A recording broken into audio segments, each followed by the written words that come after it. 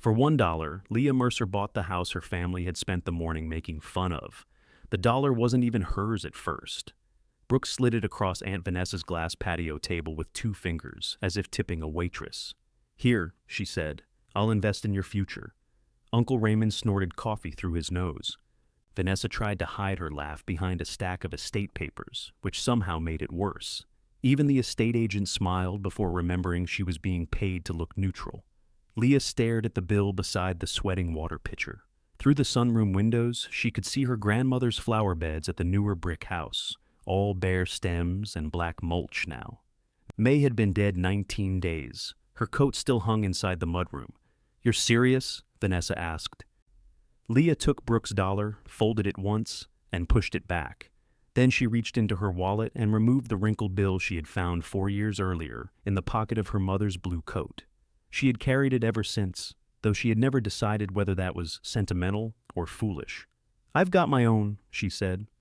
The room went quiet for half a breath. Then Brooke laughed again. Leah signed. The agent had already explained what came with the property, which was another way of saying what did not.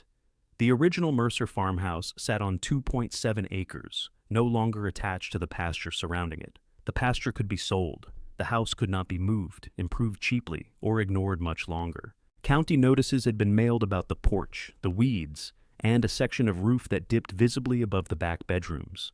There were overdue taxes, not ruinous, but enough to hurt. The plumbing had been shut off after a freeze. The electrical panel was old enough that Raymond called it a museum of fire. The estate would spend more tearing it down than we'd get for the lot, Vanessa said. So if Leah wants it, I don't see why we should stand in her way. Her tone was generous. Vanessa had perfected generous, in the same way some people perfected pie crust.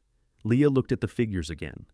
She had $912 in checking, $500 in an envelope taped under the bottom drawer of her dresser, and a credit card balance she avoided opening unless she had eaten first. The assisted living complex gave her steady hours, but not always the same number of them. Her co-worker Denise, not Aunt Vanessa, a different Denise, had let Leah use her spare bedroom for 6 months. In 3 weeks, Denise was moving to Tennessee with a man she had met at a line dancing class. Leah needed somewhere to go. That fact sat inside her like a cold coin. Raymond leaned back in his chair.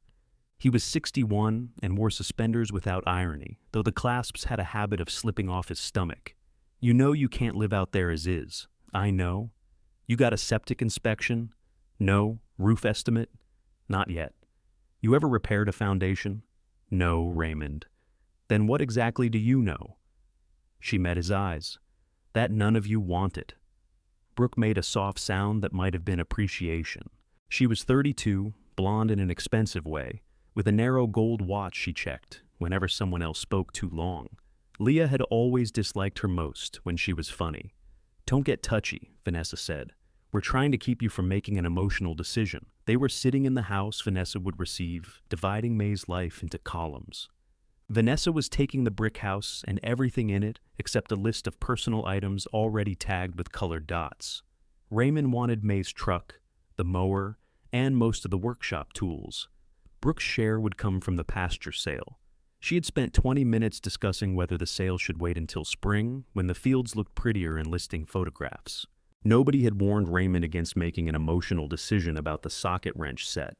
Leah bent over the papers and initialed the page that acknowledged the property's condition. The agent cleared her throat. "This isn't the deed transfer itself.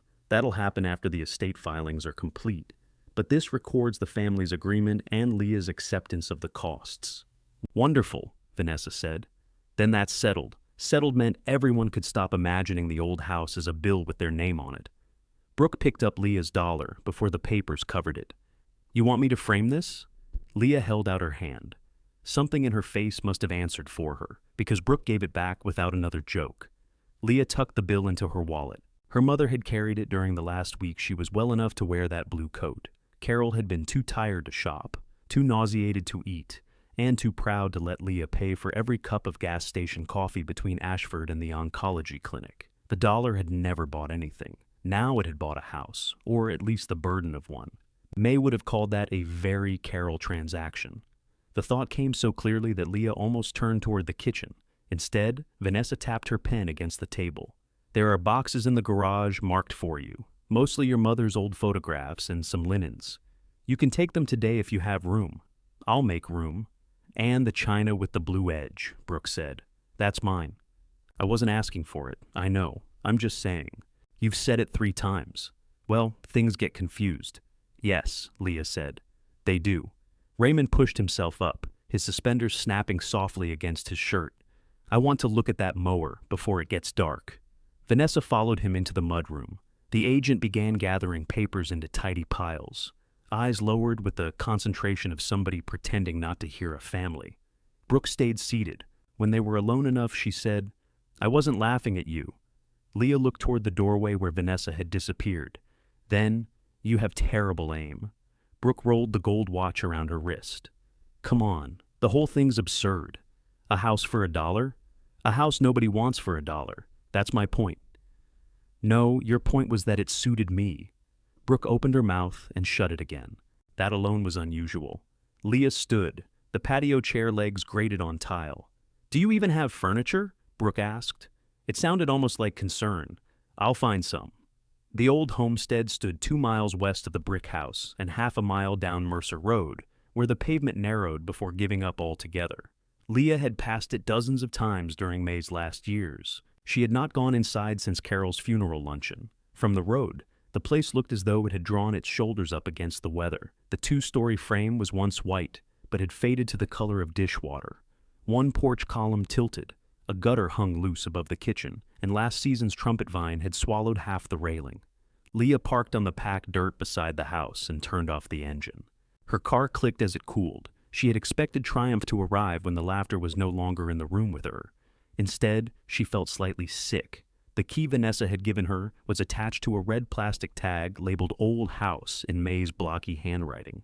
Leah rubbed her thumb over the words. She had a memory of standing on this porch in wet shoes, while May told her to go back outside and scrape them properly. Another of Carol leaning against the kitchen counter, laughing so hard at something Ruth Harlan said that she had to set down her coffee. The memories had no dates attached. They came like objects seen through muddy water. The third porch board bent under Leah's foot. All right, she muttered. Good start. The front door stuck at the bottom. She put her shoulder into it, and it opened with a groan loud enough to send something small scrambling inside the wall. The smell reached her first. Wet wood, cold ashes, mouse droppings, and the mineral odor of a shut-up house. Late afternoon light came through the parlor windows in gray stripes. A section of ceiling near the fireplace had fallen, scattering plaster across the floor. Leah took 3 steps inside and stopped. The parlor was empty, not sparsely furnished. Empty. She crossed to the dining room. Empty there, too. Pale rectangles on the wallpaper showed where pictures had hung. 4 round dents marked the floor where the long pine table had stood. The kitchen held a rusting stove, 1 stool, and nothing else. Leah walked faster after that, checking rooms as if the contents might have gathered somewhere out of the cold. May's green velvet settee was gone. The walnut sideboard was gone. The pair of spindle beds from upstairs, gone. Even the ugly hall stand with the brass hooks shaped like acorns had vanished. She went back outside and called Vanessa. What? Vanessa answered, with the irritated breathlessness of someone interrupted while carrying a box. Where's the furniture? A pause. What furniture? The furniture from the homestead. Oh, Lord, Leah, I don't know. May cleared a lot of that out. Cleared it where? She may have sold some, or let people take things. That place was full of junk. The pine table was junk? It had burn marks all over it. It had 1 burn mark. Well, then you remember it better than I do. Leah looked through the open door at the dusty rectangles on the floor. Did you go through the house after May died? Briefly. And what? We removed the family papers, made sure no windows were broken, and locked it. There wasn't anything worth dealing with. Did Raymond take the furniture? Why would he? His house is full. Leah closed her eyes. Did anybody make an inventory? Leah, if you're already looking for something else to claim, I'm asking where the table went. I don't know. Ask the scavengers. Vanessa ended the call. Leah stood with the phone pressed to her ear for another second. A wind chime sounded somewhere across the road, 3 low notes repeating. She could hear a rake scratching over gravel. The Harlan place sat behind a line of bare maples.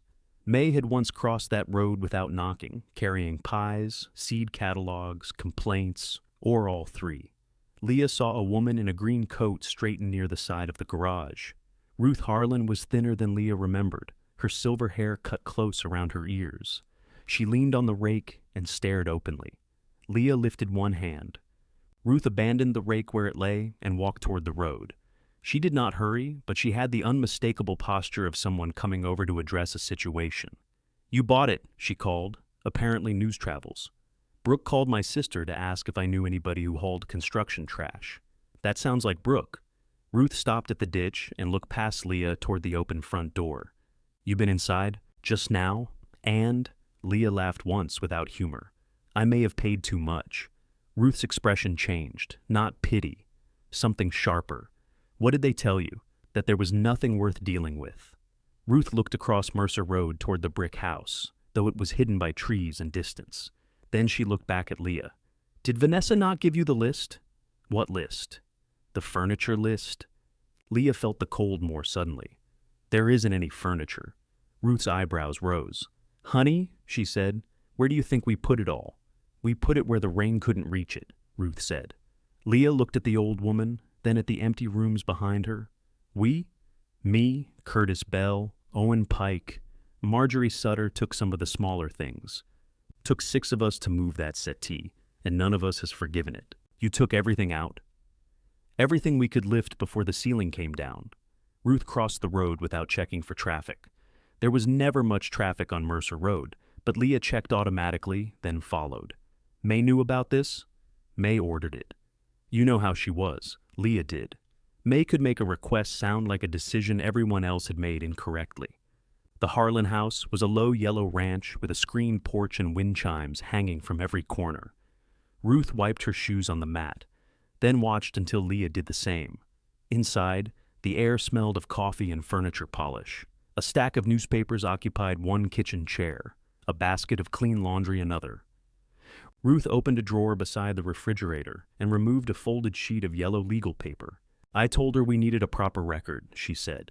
"She told me proper records were how families started suing each other."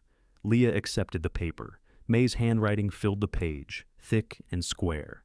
Pine table, Owen. 2 bed frames, Owen. Walnut sideboard, Curtis. Settee, Marjorie. Kitchen chairs, Ruth. Hall. Stand, Curtis.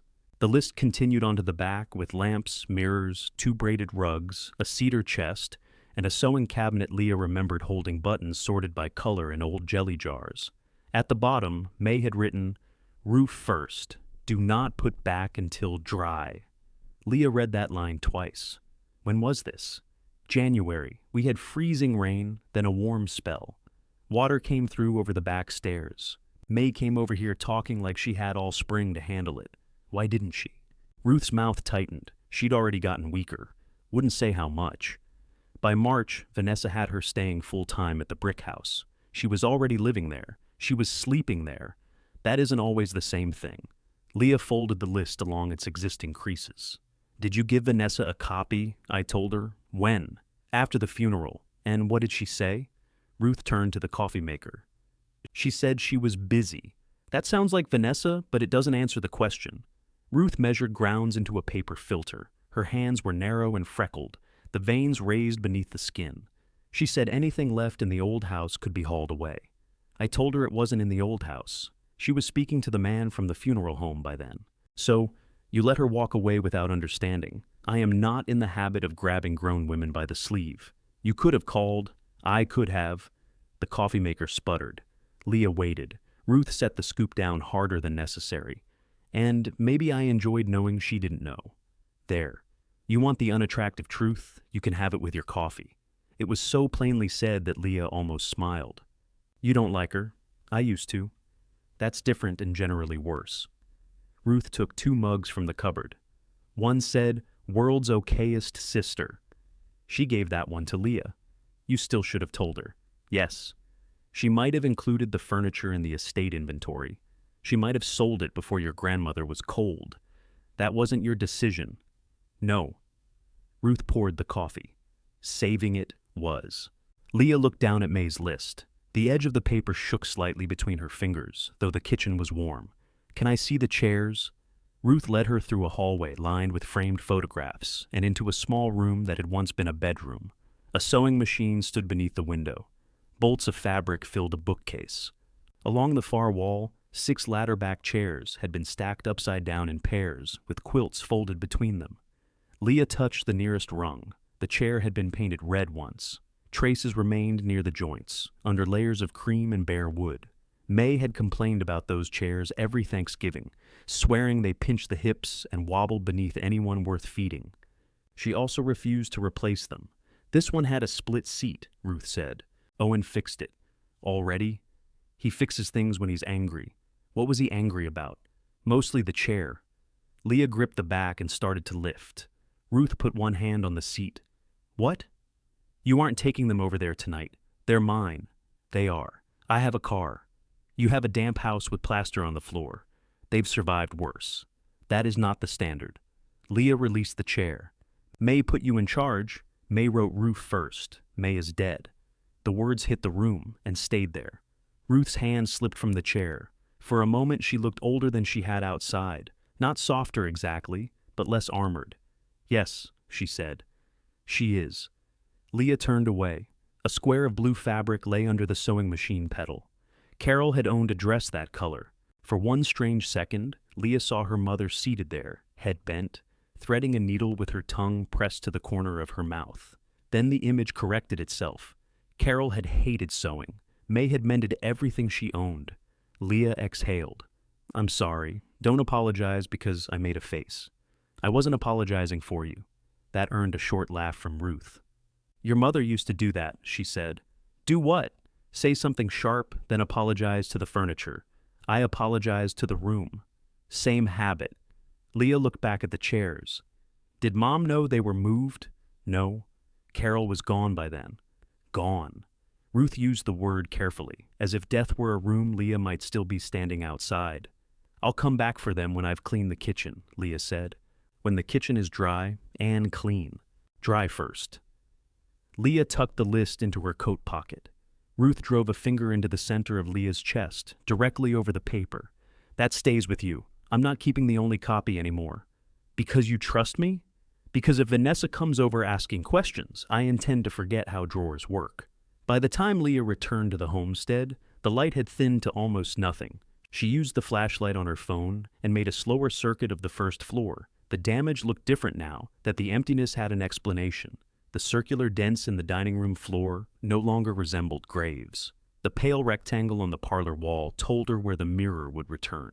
She could imagine the hall stand beneath the stairs, its brass acorn hooks catching coats again.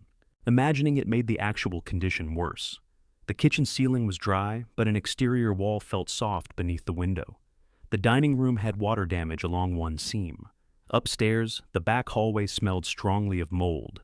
She stopped at the threshold of the rear bedroom when her flashlight found a bulge in the ceiling. "Roof first," she said. The house did not disagree.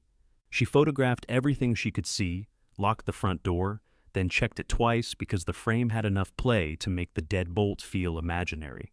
At Denise Parker's house, moving boxes had overtaken the living room.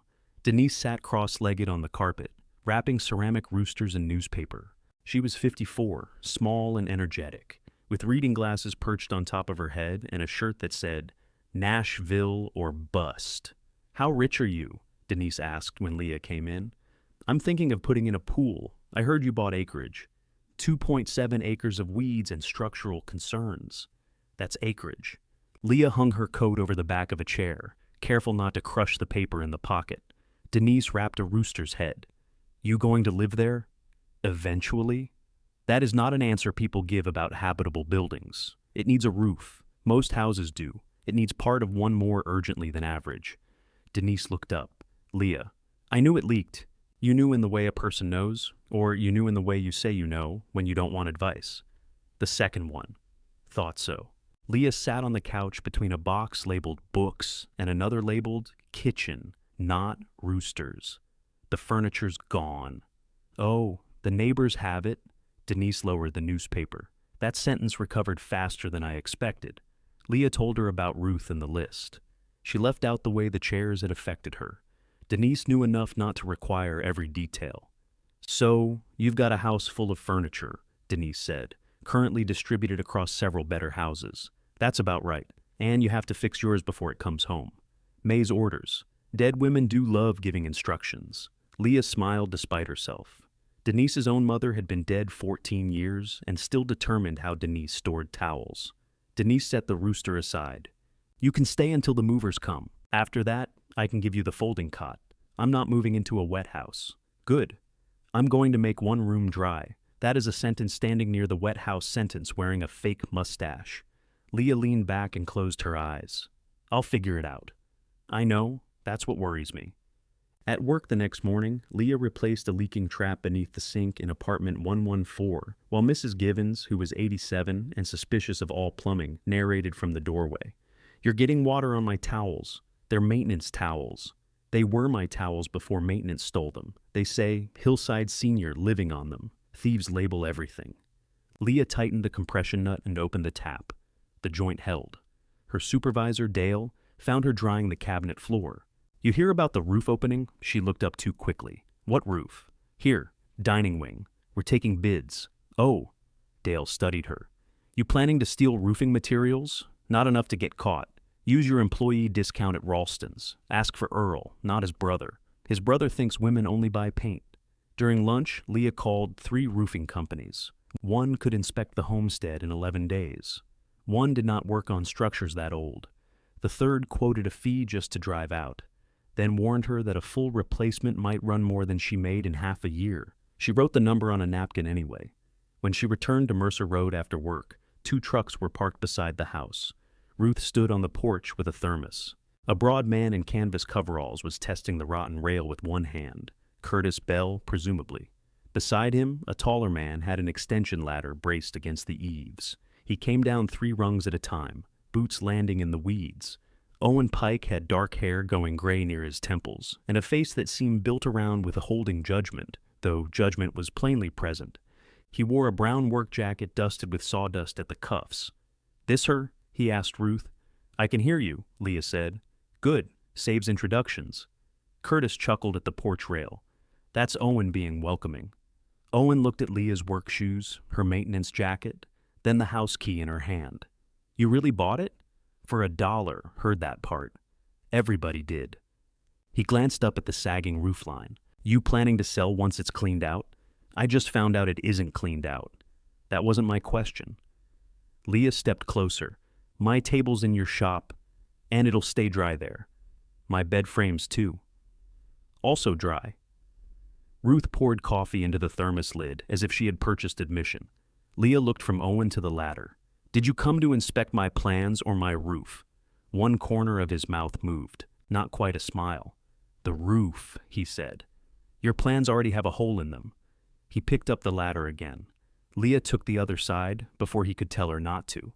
Owen let her carry the ladder as far as the corner of the house before stopping. "Not there. You could have said that 10 feet ago. I wanted to see if you'd argue with the ladder, too." Curtis laughed again. It appeared to be his main contribution so far. They shifted the ladder beneath the lowest section of roof. Up close, Leah could see the gutter had pulled away from the fascia board, leaving a dark, ragged line of wood behind it. Owen planted both feet of the ladder, leaned his weight against the rails, and looked at her.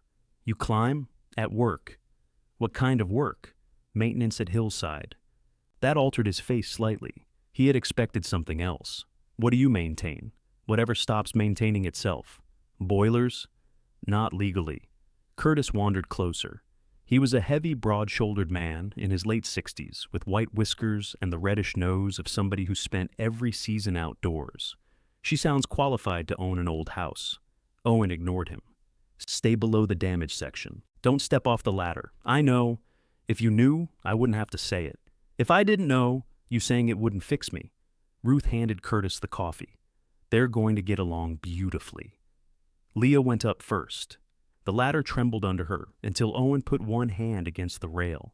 At gutter height, the damage spread wider than it had looked from the ground. Shingles had curled at the edges. Several were missing entirely near a shallow valley where 2 roof lines met. Somebody had smeared roofing cement over an old crack, but the black patch had split like dry clay. She pressed the back of one finger against the exposed wood. It yielded. Soft, she said. No poking. I barely touched it. That house has been barely touched for 20 years. Look where it got it. She looked down. You always this encouraging? No. Sometimes I charge. He climbed when she came down, taking a flat bar and a small hammer from his belt. Curtis moved inside to check the ceiling, while Ruth sat on the porch steps with her coffee, entirely comfortable supervising people who had not invited her. Owen lifted shingles, tapped wood, and called down measurements. Leah wrote them on the back of an unopened credit card offer she found in her car. How bad? She asked when he descended. You want the answer people give when they're trying to sell you a roof, or the answer that lets you sleep? The one that lets me decide. You need a roof, not today, but before another winter. Right now, the valley's failing. There's bad decking over the back hall, and the flashing around the chimney was installed by somebody with personal feelings against water. Can it be patched? Temporarily. How temporary? If we do it right, maybe through summer. If we do it wrong, until the next rain. Clouds had already gathered above the tree line, low and swollen. What do we need? Owen named materials. Leah wrote them down, then asked him to repeat 2 items she had never used. The list was shorter than the number in her head, but longer than the number in her bank account wanted. I get an employee discount at Ralston's, she said. Ask for Earl. Dale said the same thing. Dale still work at Hillside? You know him? He owes me $40. For what? A chair. Ruth called from the porch. Everybody owes Owen money for a chair. That is not true. Curtis owes you. Curtis leaned through the open front window. Mine was a cabinet door. Same emotional category, Ruth said. Owen took the paper from Leah and crossed out one item. I have half a roll of membrane left from a shed job. You can use it. How much? Nothing. I'll pay. For half a roll I was going to trip over until I threw it away? Yes, fine. $800. Leah stared at him. Or nothing. Nothing sounds competitive. Then stop making gifts difficult. The word gifts bothered her more than it should have. I don't want everybody thinking I took a $1 house so the neighborhood could rebuild it for me. No danger of that yet. Before she could answer, Curtis came through the front door, brushing plaster dust from his shoulders. Back ceiling's damp. Joists don't look gone, but I didn't pull anything apart. Porch is another conversation. I know about the porch. No, you know the porch looks bad. That's not the same as knowing what's holding it up. What's holding it up? Habit. Ruth rose and screwed the lid onto the thermos. I have ham in the oven. If any of you die, do it before 5 or after 6:30. She started toward the road. Ruth, Leah called. Ruth turned. Thank you. The older woman waved one hand as if shooing smoke, then kept walking. Owen watched her go. She'll pretend she didn't hear that. I know. She heard it. I know. Curtis nudged the loose porch rail. I'm heading to Ralston's. I've got an account. So do I, Leah said. Do you have a truck? She glanced toward her compact car. Curtis waited. I have access to the concept of a truck. Get your list. At Ralston's, Curtis refused to let her put the materials on his account, which she appreciated. He also stood close enough to watch the total appear on the register, which she did not. The membrane was free, but plywood, flashing, fasteners, sealant, and a heavy tarp took $286 after her discount. Leah inserted her debit card. The machine thought about her finances longer than seemed polite. Approved appeared in green. Congratulations, Earl said. You're a homeowner. Leah pulled the card out. That machine has a mean sense of humor. They loaded everything into Curtis's truck. On the drive back, he talked about May. Though not in the reverent tone people used immediately after a funeral, she once reported me for keeping a junk truck behind my garage. Did you have a junk truck behind your garage? 3. That wasn't the point. What was the point? She'd borrowed parts off 2 of them. Leah smiled toward the window. Curtis tapped the steering wheel. Your mother thought it was funny, too. The smile left without vanishing completely. You knew her well? Knew everybody on that road. Not always well. Carol used to change her own oil in May's driveway because May didn't trust garages. Mom told me May said mechanics created problems so they could charge women for solving them. May said that about most professions. Curtis glanced at her. Carol came around more than Vanessa lets on. Leah looked down at her hands. He did not fill the silence. She liked him for that. Back at the house, a silver SUV occupied the spot beside Leah's car. Vanessa stood in the yard, wearing cream-colored flats entirely unsuited to mud. She held her phone in one hand and May's red tag key in the other. Brooke must have called her. Or Ruth had called someone who called someone. Ashford information did not travel in straight lines. Vanessa watched Curtis park. "What is all this?" "Roof materials," Leah said. "I can see that. Why is Curtis here?" Curtis opened his door. "I can hear you too." Vanessa blinked. "I didn't mean, hello, Curtis." "Vanessa?" Owen was on the porch removing loose boards from the rail. He did not look up. Vanessa lowered her voice. "Leah, the estate hasn't completed the transfer. We signed the agreement." "Yes, but you can't start tearing things apart." Owen removed 2 rotten boards. "Why is Owen involved?" Leah shut Curtis's truck door harder than she intended. "You don't have to ask why every man is here like I ordered them out of a catalog. I'm concerned about liability. For whom? For all of us. It's my house when the taxes are due, and everybody's house when somebody brings a ladder." Vanessa glanced at Curtis, embarrassed by the audience. "Could we speak privately?" "There's no private room with a reliable ceiling." Owen's hammer stopped. Vanessa pressed her lips together. "Brooke said you found some furniture. Ruth told me where it is." "So there is furniture. There was always furniture. You know what I mean." Leah removed May's list from her coat pocket. She did not hand it over. Vanessa leaned close enough to read the first few lines. Her expression changed at Walnut Sideboard. "That was Mother's?" "It was in her house. She told me years ago I could have it." "Did she?" "Yes." "Then why didn't you know where it was?" Color rose along Vanessa's neck. "Because I didn't realize the neighbors had removed the contents of an estate property. She asked them to. According to Ruth. According to May." Leah tapped the handwriting. Vanessa reached for the paper. Leah folded it and put it back into her pocket. "That list needs to go to the agent," Vanessa said. "I'll make her a copy. You shouldn't be keeping estate information in your coat. It survived your sunroom." Curtis coughed into one fist. Owen bent over the porch board, though his shoulders had gone still. Vanessa looked at the materials in the truck. "You're spending money already? That's usually how materials work. I'm not criticizing. You're doing it with remarkable natural talent. I'm asking you to slow down." Vanessa's voice softened, and that was more dangerous than her irritation. "You do this, Leah. You get your mindset, and then every warning sounds like an insult. Maybe I've had insulting warnings, and maybe you're hearing your mother every time I speak." The yard went quiet. Vanessa looked startled by her own words. Leah could see the moment she considered taking them back, then decided retreat would look like guilt. "What is that supposed to mean?" Leah asked. "It means Carol never believed anyone was helping unless they agreed with her. And how would I know? According to you, she barely came around." "I did not say that. You've said it for years. I said she came when it suited her." Curtis began unloading plywood with careful, loud movements. Vanessa looked past Leah toward the house. For one instant, her face lost its polish. The place seemed to hurt her too. That was almost worse. Leah wanted Vanessa uncomplicated. "The sideboard is not leaving Curtis's until this is sorted out," Vanessa said. Curtis set the plywood against his truck. "Wasn't planning on driving it anywhere today." "Thank you." "That was an agreement." Vanessa's jaw tightened. She turned to Leah. "Make a copy of the list. I said I would. And don't move anything yet." Leah thought of Ruth's chairs, wrapped in quilts. "The house isn't ready," she said, "so you get what you want for the wrong reason." Vanessa walked back to her SUV. At the door, she stopped. "I did not laugh because I think you deserve less." Leah waited. Vanessa looked down at the mud on her cream flats. "I laughed because $1 for that place sounded like one of May's jokes."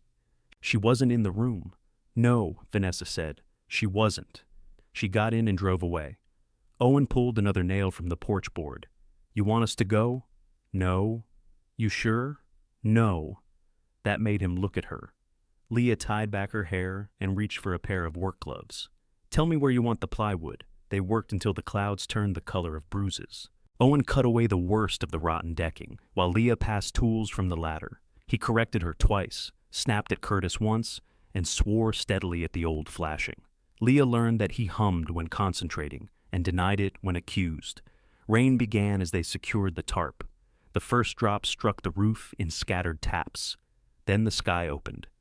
They scrambled down, hauled tools onto the porch, and went inside to watch. Water hammered the house. Leah stood beneath the dining room seam, with her face tilted upward. One drop formed along the cracked plaster. It trembled, fattened, then stopped. Nothing followed. Owen stood beside her, breathing hard from the ladder. His wet jacket smelled like sawdust and rain. "It won't hold forever," he said. Leah kept watching the dry ceiling. It held tonight. After a moment, he nodded. Tonight counts. They stood there listening until Curtis said, "Back hall's leaking." Leah followed him through the kitchen. Water had begun tapping into a dented stockpot he found beneath the sink, each drop landing with a hollow plink. The leak came from the section Owen had warned about, beyond the reach of their tarp. "Can we do anything?" she asked. "Not from outside in this." Owen studied the ceiling. "Move the pot 6 inches left." "That's your professional solution?" "It's falling from the joist, not where it comes through the roof." She moved the pot. The next drop struck the center. "Show off," she said. Curtis found 2 more pans and placed them along the hallway. Then the 3 of them stood in the kitchen, damp and awkward, as if waiting for the house to offer chairs. "Ruth's got 6, Leah said. Curtis grinned. Owen looked down at his boots. It was the first time all day they laughed together. The rain made leaving impractical. Curtis went to his truck for an emergency package of peanut butter crackers that had expired 8 months earlier. Owen refused one, accepted one, then ate 3. Leah found a broom behind the cellar door and swept a section of kitchen floor clean enough for them to sit against the cabinets. Curtis lowered himself with several mechanical noises. "You sure you can get back up?" Owen asked. "No, but if I can't, this is Leah's problem now." Leah sat opposite them. "I own $1 worth of you." "Which part?" "The expired cracker part." Lightning flashed through the bare windows. The kitchen appeared white and stark for an instant, then sank back into gray. Owen picked plaster from the cuff of his jacket.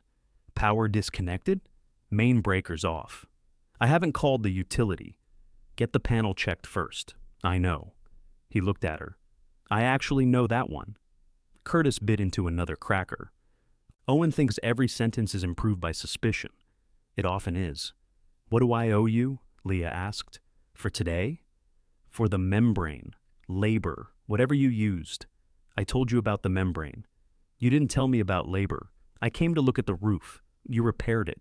I dislike looking at a problem when I've already got the tools. That sounds expensive." Owen glanced toward the back hallway, where the stockpot kept time. "You want to make it even?" "Yes. Come to my shop Saturday. I have cabinet doors that need stripping." "How many?" 14. "That isn't even. Depends how slow you work." Curtis brushed cracker salt from his coveralls. "He's trying to see if you're serious." "About stripping cabinet doors?" "About all of it." Leah looked at Owen. "You could ask. People answer questions with whatever makes them sound best." "And labor doesn't lie?" "It complains, but it doesn't lie." "Saturday," she said. The rain slowed after dark. Curtis left first, refusing Leah's offer to help him stand, and accepting it 30 seconds later without comment. Owen checked the tarp from the ground, packed his tools, and walked to his truck. "You need another bucket in the upstairs room," he said. "You went upstairs?" "While you were getting materials. What else did you inspect without asking?" "Only the parts trying to collapse." She folded her arms. He opened his truck door, then paused. "The house is rough, but it isn't done." "Is that supposed to comfort me?" "No. Comfort makes people hear more than you said." "What am I supposed to hear?" "That it isn't done." He drove away before she could decide whether to thank him. The house dripped and settled around her. Leah emptied the stockpot twice, moved another pan upstairs, and took photographs whenever lightning brightened a stain she had missed. She stayed until nearly 10, though there was nothing useful left to do. Before locking up, she returned to the dining room. The floor was dry beneath the 4 dents where the table had stood. At Hillside, the copy machine turned May's list into 3 pale versions. Leah kept the original, put 1 copy in an envelope for the estate agent, and drove another to Vanessa's brick house after work. Vanessa's car was there, but Leah did not knock. She slid the envelope through the mail slot with a note that said, "Copy you requested." Nothing moved yet. Her phone rang before she reached the end of the driveway. "You could have come in," Vanessa said. "You were worried about the list." "I wasn't worried. Then we're both relieved." "Leah." She waited at the stop sign. Vanessa's voice softened. "The blue edge china isn't on there." No, did you see it at the Homestead? I wasn't looking for it. It used to be in the dining room cabinet. The cabinet Ruth says is with Curtis? Yes. I didn't see the cabinet. I saw a wet house. A pause followed. Your mother loved that china. Leah tightened her hand around the steering wheel. Brooke said it was hers. May promised it to her. Then why mention Mom? I'm trying to remember what was where. No, you're trying to find the sentence that makes me help. Vanessa sighed. Every conversation with you doesn't have to be a fight. That would save time. Leah ended the call and drove on, angry enough to miss her turn. The power inspection cost $95. The electrician, a quiet woman named Pam with a silver braid down her back, declared the main panel old, but not murderous. 3 upstairs circuits had to remain off. The kitchen outlets needed replacement, and the cloth-covered wiring above the back hall could not be trusted. Can I safely run lights in a shop vacuum? Leah asked. Downstairs, yes. Don't run a space heater and the vacuum together unless you enjoy darkness. The utility restored service the following afternoon. Leah flipped the approved breakers one at a time. The kitchen light buzzed awake. It illuminated mouse droppings, peeling paint, and a greasy outline where May's stove had once stood. Leah laughed anyway. The sound felt too large in the empty room. She borrowed Hillside's old shop vacuum with Dale's permission and an extension cord with his suspicion. Ruth arrived carrying rubber gloves, a jar of powdered cleanser, and a radio that picked up only gospel music and farm reports. I didn't ask for help, Leah said. You don't ask for weather either. They started with the upper cabinets. Ruth removed shelf paper printed with faded strawberries, while Leah vacuumed corners and filled a bucket from the outdoor spigot. Curtis had checked the pipes before the water was restored, but the kitchen faucet still coughed brown water and leaked around its base. Ruth scrubbed in silence for almost 20 minutes. Then she said, Vanessa called me. I'm shocked. She wanted to know whether I had seen the blue china. Have you? No. Leah waited for more. Ruth peeled paper from a shelf. May gave it to Brooke 2 Christmases ago. Brooke packed it herself. Vanessa forgot? Maybe. That's generous. I'm practicing. Leah switched off the vacuum. Why did Mom love it? Ruth's hands stopped. Vanessa said she did. Carol loved 1 cup. Had a chip near the handle. Why? Said coffee tasted better out of something that had survived being dropped. That sounded like Carol, not in the tidy, meaningful way families reconstructed the dead, but in the inconvenient way she had actually spoken. Did Brooke take the cup? I don't know. Ruth resumed scraping adhesive from the shelf. Leah turned the vacuum on again before she could ask another question. Saturday morning, Owen's shop smelled of cut cedar, mineral spirits, and coffee strong enough to remove varnish by itself. The building had once been a farm equipment garage. Long windows ran beneath the roofline, filling the space with cold white light. Cabinet doors rested on sawhorses in 2 neat rows. 14, Leah said. I told you. I thought you were exaggerating for effect. I don't do that. A crash came from a closed room in back. Leah looked toward it. Owen said, mostly. He handed her gloves, goggles, and a dented metal scraper. Then he showed her how much pressure to use, how to follow the grain, and how to keep softened finish from gathering along the raised panel edges. I've stripped paint before, she said. Paint isn't finish. They both come off. So does skin. You put that on a brochure? He left her with the first door. After an hour, her shoulders ached. After 2, the sweet chemical smell had settled behind her eyes, despite the open windows. Owen worked at a bench across the shop, planing the edge of a long board and checking her progress whenever he thought she was not looking. She finished the 3rd door and stood to stretch. That all? He asked. It's been 2 hours. Time does pass in here. I need water. Sinks in back. She walked through the doorway where the crash had come from. The room beyond was wider than she expected, with shelves along 3 walls and furniture covered in canvas drop cloths. 2 matching bed frames leaned upright beside a cabinet. Their turn posts were unmistakable. Leah stopped. The pine table stood in the center of the room. It was not covered. Owen had set jars of clamps on one end and spread a folded moving blanket beneath them. The broad top was worn nearly pale, where generations of forearms and dinner plates had rubbed the finish thin. Near one corner lay the black crescent where May had set down a hot skillet and blamed the trivet for moving. Leah went to it without touching. In her memory, the table had been larger, May at one end, Carol at the other. Vanessa rising to refill glasses before anyone asked. Brooke complaining about peas. Raymond slipping meat under the table to a dog May insisted was not allowed indoors. The memories did not arrive in order. They crowded. Owen came through the doorway behind her. Sinks the other way. You said back, my back, not yours.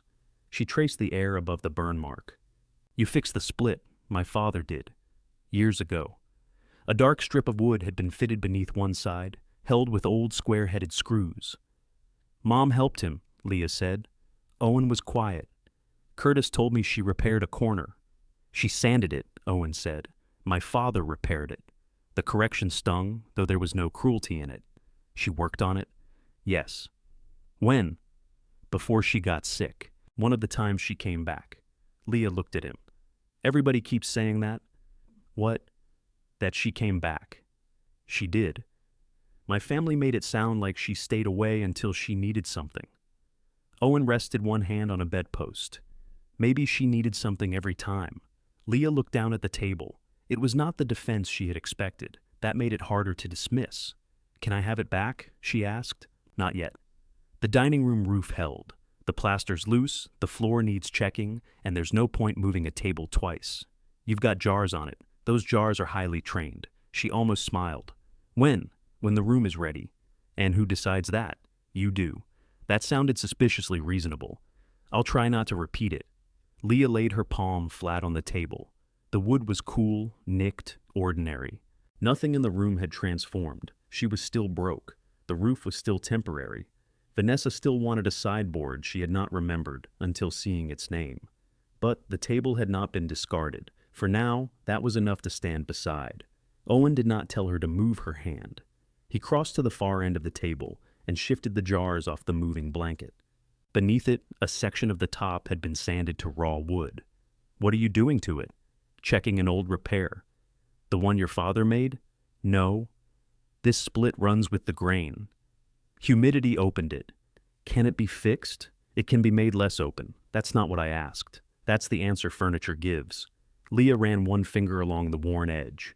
Did my mother come here often? This shop wasn't mine then. But you were here. I was around. That sounds like an answer people give when they don't want to sound best. He looked at her, recognizing his own words. She came when May asked, he said. Sometimes when May didn't. Were they getting along? Not usually. Leah waited. Owen picked up a clamp and turned its wooden handle. Your mother could start an argument with a receipt. That sounds right. She accused my father of charging May for work he hadn't done. Had he? No. Did she apologize? She came back the next day and helped him strip this table. That wasn't an apology. She also brought biscuits. Were they good? No. Leah laughed before she could stop herself. Owen set down the clamp. He accepted them anyway. Mom couldn't bake. She could produce baked material. That's probably what was in the pan. The laugh left warmth behind it, brief and surprising. Carol had been gone 4 years, and most family stories about her landed in one of two piles. Proof that she had been difficult, or proof that illness had made her brave. Baked material belonged to neither. It was simply something she might have done badly, and with conviction. Leah returned to the cabinet doors. Owen expected her to quit after lunch. She knew it from the sandwich he offered her, with the careful tone of somebody providing an exit. She ate standing at his workbench, then pulled on her gloves again. By 4, she had finished 7 doors. Those edges need another pass, he said. She stared at him through her goggles. I'm starting to understand why people owe you money. He inspected the first door, running his thumb along the panel. You rush corners. I don't rush. You rush what you think nobody will notice. That sounds personal. It's a cabinet door. So was your emotional category. He looked at her for a moment, then handed the door back. She redid the edges. When she finished, he stacked the clean doors on narrow strips of wood to dry. 7 is enough. You said 14. I also said it depended how slow you worked. So I've paid for half a roof patch? You paid for the patch 3 doors ago. What are the others for? Owen nodded toward the bed frames. One side rail had been laid across a padded bench. The joint at its end had separated. You want those usable? Yes. Then come back. It was not exactly an invitation, but she took it as one. The boxes in Vanessa's garage had multiplied since the estate meeting. Some bore May's handwriting, Others were labeled in Vanessa's neat black marker: Raymond, Tools, Brooke, China, Donate, Leah/Carol, a slash between their names. Leah stood looking at it until the mudroom door opened. "I was going to call you," Vanessa said. "You've demonstrated that ability." Vanessa ignored the remark. She wore gardening gloves and carried a roll of trash bags. "There are 2 more boxes from the guest room closet. Mom's things?" "Some. Old clothes, mostly. Mother kept everything." The criticism and tenderness arrived in the same sentence. Leah opened the nearest box. The top layer held photographs bundled with rubber bands, a stack of floral pillowcases, and Carol's college sweatshirt. Mice had nibbled one cuff. Did May keep these in the guest room? "In the closet. For how long?" "I don't know, Leah. Years." "You clean that room every spring." Vanessa pulled off one glove finger by finger. "What are you asking me?" "Nothing." "That is clearly untrue." Leah closed the box. "I'm trying to figure out what everyone knew except me." Vanessa leaned against the workbench. She looked tired. Without the sunroom table between them, her confidence seemed less structural. "Your mother didn't want us reporting every detail of her life to you," she said. "I was the one living with her. Not every detail from those years." "What years?" "When she was going back and forth with May, before she got sick." Leah looked at her sharply. "Why wouldn't she tell me?" "You'd have to ask Carol." "I can't, I know." Vanessa said it quietly. Leah hated her less for half a second, which felt like disloyalty to herself. The inside door opened again, and Brooke came through carrying a blue-edged cup and saucer. "Oh," she said, "you're here." Leah looked at the cup. Brooke followed her gaze. Aunt Vanessa wanted to compare the pattern. To what? "Mother's old serving platter," Vanessa said. "You mean May's." Vanessa's mouth tightened. "Yes." Brooke set the cup on the workbench. "I already have the set, in case Ruth's telling people I stole it. She told me May gave it to you. She did. Then why was Vanessa calling around for it?" Brooke looked from one woman to the other. "Why were you calling around?" "I thought there might be additional pieces in the sideboard." "There aren't. I packed it myself." "That doesn't mean—" "You checked every drawer before the funeral," Brooke said. Vanessa removed the second glove. "I was looking for the insurance papers. In the china cabinet? People put things in odd places." Leah picked up the box. It was heavier than expected, and the cardboard bent under her fingers. Brooke reached for the other side. "I have it," Leah said. "I can see that." "Then let go." Brooke released the box. "You don't get extra points for injuring yourself." "No, just a house." The joke struck its target. Brooke stepped back. Leah carried the box to her car, returned for the second, then a third, filled with linens that smelled of cedar and the dry sweetness of age. When she came back into the garage, Vanessa had gone inside. Brooke was taping shut the china box. "I said I wasn't laughing at you," she said. "And I said your aim was bad. I was laughing at the situation. The situation hurt you too." Brooke pressed tape across the seam and tore it with her thumbnail. "I thought you'd say no. That would have made it funnier?" "No." She smoothed the tape.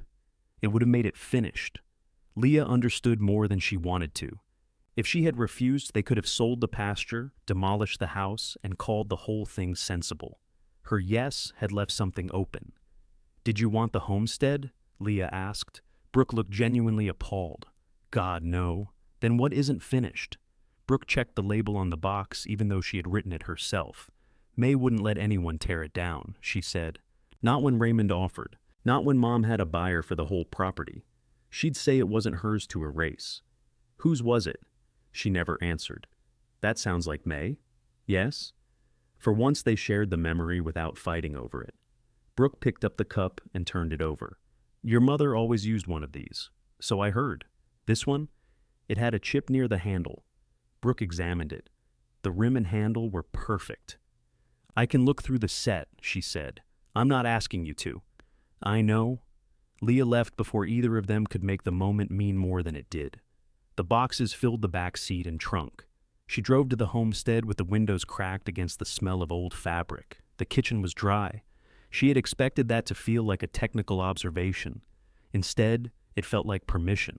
Over the next several evenings, the room changed in increments too small for anyone but Leah to notice. Grease lifted from the cabinet fronts. The faded strawberry paper came off the shelves. She replaced the leaking faucet seal, patched 2 fist-sized holes near the baseboard, and painted the inside of the pantry with leftover white paint from Hillside. The walls remained a tired yellow. The floor leaned toward the back door. The stove had only 2 working burners, but the room stopped looking abandoned. Ruth inspected it on Thursday with the severity of a restaurant health officer. She opened cabinets, ran a finger along the window ledge, and crouched to examine the soft section beneath the sill. "I haven't fixed that yet," Leah said. "So I see. It's on the list." "Which list?" "My list." "You have a list now?" "I have 6. Ruth stood. "That's how it starts." "What?" "Home ownership. Lists breeding in drawers." She tested the faucet, looked at the ceiling, then walked into the dining room without being invited. Leah followed. The damp plaster had dried. Owen had shown Leah how to tap for loosened sections, and she had removed the worst of it, leaving an ugly exposed strip along the seam. The floorboards beneath the former table had been scrubbed, but not refinished. Ruth looked down at the 4 circular dents. "Tomorrow," she said. "What happens tomorrow? You work, don't you?" "Until 4, then after 4. She refused to explain. At 4:30 the next afternoon, Leah turned onto Mercer Road and found Curtis's truck backed up to Ruth's porch. The 6 kitchen chairs stood in the bed, still layered with quilts. Ruth was fastening a yellow rope across them. Curtis leaned against the tailgate, eating something from a paper sack. "You're late," Ruth called. "I'm 15 minutes early for whatever this is. I allowed for your habits." Leah parked crookedly in the ditch and got out. The chairs looked smaller in daylight than they had in Ruth's sewing room. The repaired one stood nearest the tailgate. Its woven seat was new, the pale strips clean against the old frame. "You said after 4, Leah said. "It is after 4. May said roof first. The kitchen roof is holding, for now." Ruth tugged the rope. "Everything is for now." Curtis held out the paper sack. "Fried pie?" Leah took one because refusing food near Ruth seemed unsafe. They drove the chairs across the road, though carrying them might have been faster. Curtis insisted furniture traveled by truck when a truck was available. Leah carried the first chair through the front door. Its legs touched the kitchen floor with 4 soft knocks. For a moment nobody spoke. Then Ruth pointed to the table-shaped emptiness in the next room. "They'll look ridiculous until Owen brings that back. I'll tell him you criticized his delivery schedule. He knows." They arranged the chairs along the dining room wall, 3 on each side. Without the table, they appeared to be waiting outside an office. Leah sat in the repaired one. It did not wobble. She placed the paper sack in her lap and broke the fried pie in half. Warm apple filling ran over her thumb. Ruth sat beside her. Curtis took the chair on Leah's other side, chewing thoughtfully. They faced the empty space together. Nobody laughed. Ruth took half of Leah's fried pie without asking. "You moving in?" she said. "Eventually." Curtis laughed through a mouthful of crust. Leah looked at him. "What?" "Eventually is what people say when the answer is yes, and they know Ruth won't like it." "When?" Ruth asked. "Denise's movers come Friday." "This Friday?" "There's only one Friday close enough to be a problem." Ruth glanced toward the ceiling, then at the uncurtained windows. "What are you sleeping on?" "A folding cot." "What are you heating the place with?" "It's April. It was 39 last night. I own socks." Curtis ate the rest of his pie. "She's got you there." Ruth ignored him. "Has anybody checked the furnace?" "Not yet, so no." "So, not yet." Ruth stood and brushed crumbs from her coat. "Call Kenny Voss." "Who's Kenny Voss?" "Furnace man. Is he good?" "He's mean to equipment and polite to women." Curtis nodded. "That's Kenny." "Does everybody on this road come with a review?" "Some of us have warning labels," Ruth said. She carried her chair into the kitchen and positioned it beneath the window. Curtis put his beside the pantry. Leah left the other 4 along the dining room wall, reluctant to arrange them around a table that was not there. Kenny Voss arrived the next morning at 7:15, though he had said between 8 and 11. He wore a clean blue uniform and greeted Leah with a solemn nod before insulting the furnace for 20 minutes. The heat exchanger was cracked. The blower still worked, but Kenny disconnected the gas line and tied a red tag around the valve. "Can it be repaired?" Leah asked. "Anything can be repaired if you hate money. What if I only dislike it?" "Replace the unit." He wrote an estimate on a carbon form. The lowest option cost more than Leah had in savings, checking, and available credit combined. I don't need heat until fall, she said. Kenny looked toward the patched ceiling. You need 6 other things before fall, too. Could you rank them by how likely they are to kill me? No. Homeowners use rankings to ignore everything below number 3.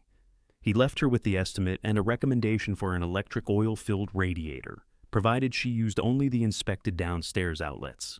Leah taped the estimate inside a kitchen cabinet, where it joined the roof, quote, electrician's notes, tax notice, and a handwritten list headed Things Currently Trying to Win. By Friday, the house had 1 reliable circuit, 1 dry kitchen, 1 usable toilet, and 6 chairs. Denise stood in the parlor with the folded cot under one arm and looked around. This is worse than the pictures. The pictures were taken in good light. There is no good light. I'm putting up curtains. Curtains aren't light. They keep the dark from getting in. Denise set down the cot. Her Nashville shirt had been replaced by one that said, honky-tonk loading. I left you the kettle, the blue saucepan, 2 towels, and my old shower curtain. I thought you wanted the kettle. I'm moving in with a man who owns 3. That seems excessive. It's why I trust him. They carried boxes from Leah's car. Carol's photographs went into the driest kitchen cabinet. The linens went upstairs only after Leah checked the ceiling twice. Her clothes fit into 2 plastic bins.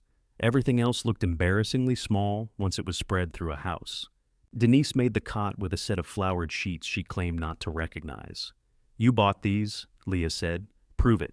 They're new. I've lived a rich and complicated life. I forget things. Leah turned away to adjust a table lamp that sat on an upside-down milk crate. Denise touched her shoulder. You can still come to Tennessee. And sleep where? We'll get a couch. You don't have to rescue me from the house I just bought. I'm trying to rescue you from tetanus. I had a booster. Denise's hand dropped. Of course you did. They ate takeout on 2 of May's chairs, with the cartons balanced on their knees. At 8, Denise had to leave to meet her moving truck. Leah walked her to the car. The goodbye was quick because Denise disliked crying before a long drive, and Leah disliked crying near witnesses. They hugged hard, stepped apart, then hugged again because the first one had been too practical. Call me if the roof comes off, Denise said. What are you going to do from Tennessee? Say I told you so with urgency. Her taillights disappeared around the curve. Leah stood beside the road until the mosquitoes found her. The house sounded different at night. Pipes clicked. The refrigerator, borrowed from Hillside's storage room, rattled through every cooling cycle. Something scratched once above the kitchen ceiling and then stopped, possibly because it sensed Leah listening. She turned on the radio Ruth had left and carried it from room to room while she checked windows. In the dining room, the chairs made shadows against the wall. She sat in the repaired one and called Carol's old number. She had kept the number active for almost a year after her mother died, paying $28 a month for a voicemail greeting she never played. Now, a recorded voice said the number was unavailable. Leah ended the call before it finished. Saturday at Owen's shop, she worked on the bed frame joint. He showed her how to clean the old glue from the mortise with a narrow chisel. His hands hovered near hers at first, ready to intervene, then moved away when she settled into the work. Don't pry sideways, he said. I'm not. You're thinking about it. I'm thinking about using this chisel on you. That would be sideways. She smiled down at the rail. Owen brought coffee in 2 chipped mugs. Leah's had a faded picture of a trout. His said, ask me about wood, which felt less like humor than a threat. You moved in, he said. It was not a question. How do you know? Ruth brought you a radiator. That could mean anything. She also asked if I owned a gun. Leah stopped scraping. Why? In case you needed one. Do you? No. What did she say? That I should. That sounds like Ruth. Owen leaned against the bench. You shouldn't be there alone until the exterior doors close properly. They lock. The front door moves inside the frame. You've been inspecting again? I have eyes, and I have a chair under the knob. That's not how that door swings. She returned to the joint. I'll fix it. I can plane a new stop. I can pay you. You're working on the bed. That's my bed. The frame is yours. The work isn't. Now you're charging the bed for room and board? He drank his coffee. You make every offer sound like an accusation. People offer things when they expect something, usually gratitude or agreement. Sometimes they just own a plane. She glanced at him. His face gave nothing away, but he had spoken without his usual edge. All right, she said. You can fix the door. Generous. I'll hold the flashlight. That costs extra. They were fitting the repaired rail to the headboard when a truck pulled into the yard outside. Leah recognized Raymond's engine before she saw him. It had a cough near idle that he had refused to repair for years because, according to him, predictable problems were not problems. He entered the shop without knocking. "There you are," he said to Owen. Owen looked around. Apparently. Raymond's suspenders were clipped unevenly. He held a small ring of keys. "I'm getting the red tool chest out of May's shed," he said to Leah. "Vanessa said you changed the padlock. The old lock was rusted shut. I need the tools. You already took 2 loads. There's a chest behind the garden tiller. I haven't been in the shed. That's why I'm telling you." Leah set down the bed rail. "You could have called." "I did." She checked her phone. 2 missed calls, both while the shop sander had been running. "All right, I'll meet you there." Raymond looked at the bed frame. "That from the house?" "Yes." Thought it was gone. Everyone did. His eyes moved to the pine table in the back room. "Well, I'll be." He walked closer and touched the sanded section. "Your mother did that," he said. "Owen's father repaired it." "I didn't say she repaired it. She sanded the top until May came out and told her she was taking off 100 years. Owen glanced at Leah. Raymond rubbed his thumb over the grain. Carol said that was the point. He smiled faintly, then seemed to remember he had not come to be sentimental. "You putting this back?" he asked. "When the dining room's ready?" "You checked the floor?" "I cleaned it." "That's not checking it." "Owen's coming Monday." Raymond made a doubtful noise. "What?" Leah said. "The middle sags. It's an old floor. It didn't always sag." Owen set down his mug. "Where?" Raymond pointed to a spot near one end of the table, as if the room existed around it. "May's end. Joist underneath got notched when they ran pipe to that radiator. Your dad knew about it." Owen's expression changed. "You ever see it? Crawl space is tighter than church shoes. I went under once." "How bad?" "Bad enough," I told May. "Not bad enough." She listened. Leah crossed her arms. "Did you tell anybody when you were calling the house worthless?" Raymond's face reddened. "I just told you. You told me after I cleaned the room and planned a delivery. You didn't ask me about the floor. I didn't know I had to ask which parts of the house everybody forgot to mention." He looked at her for a long second. "That's an old place, Leah. Every room's got something people forgot." The words landed harder than he meant them to. Owen broke the silence. "We'll check it Monday." Raymond took his keys from one hand to the other. "I can come by Sunday, pull the vent cover and show you where." "I thought you were collecting tools." "I can do 2 things."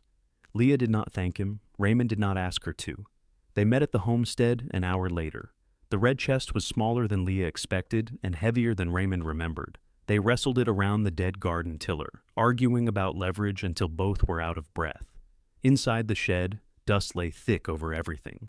A row of old tomato cages hung from rafters. May's gardening gloves rested on a shelf, palms upward. Raymond saw Leah looking at them. "She hated gloves," he said. "Why'd she have 6 pairs? People kept buying them." He shifted his grip on the chest. "People give you what they think you should want." Together, they carried it into sunlight. Before leaving, Raymond stepped into the house to see the floor. He walked around the 4 table leg dents, then rocked on his heels over one board. "There," he said. Leah felt the slight give beneath her own foot. It was not dramatic.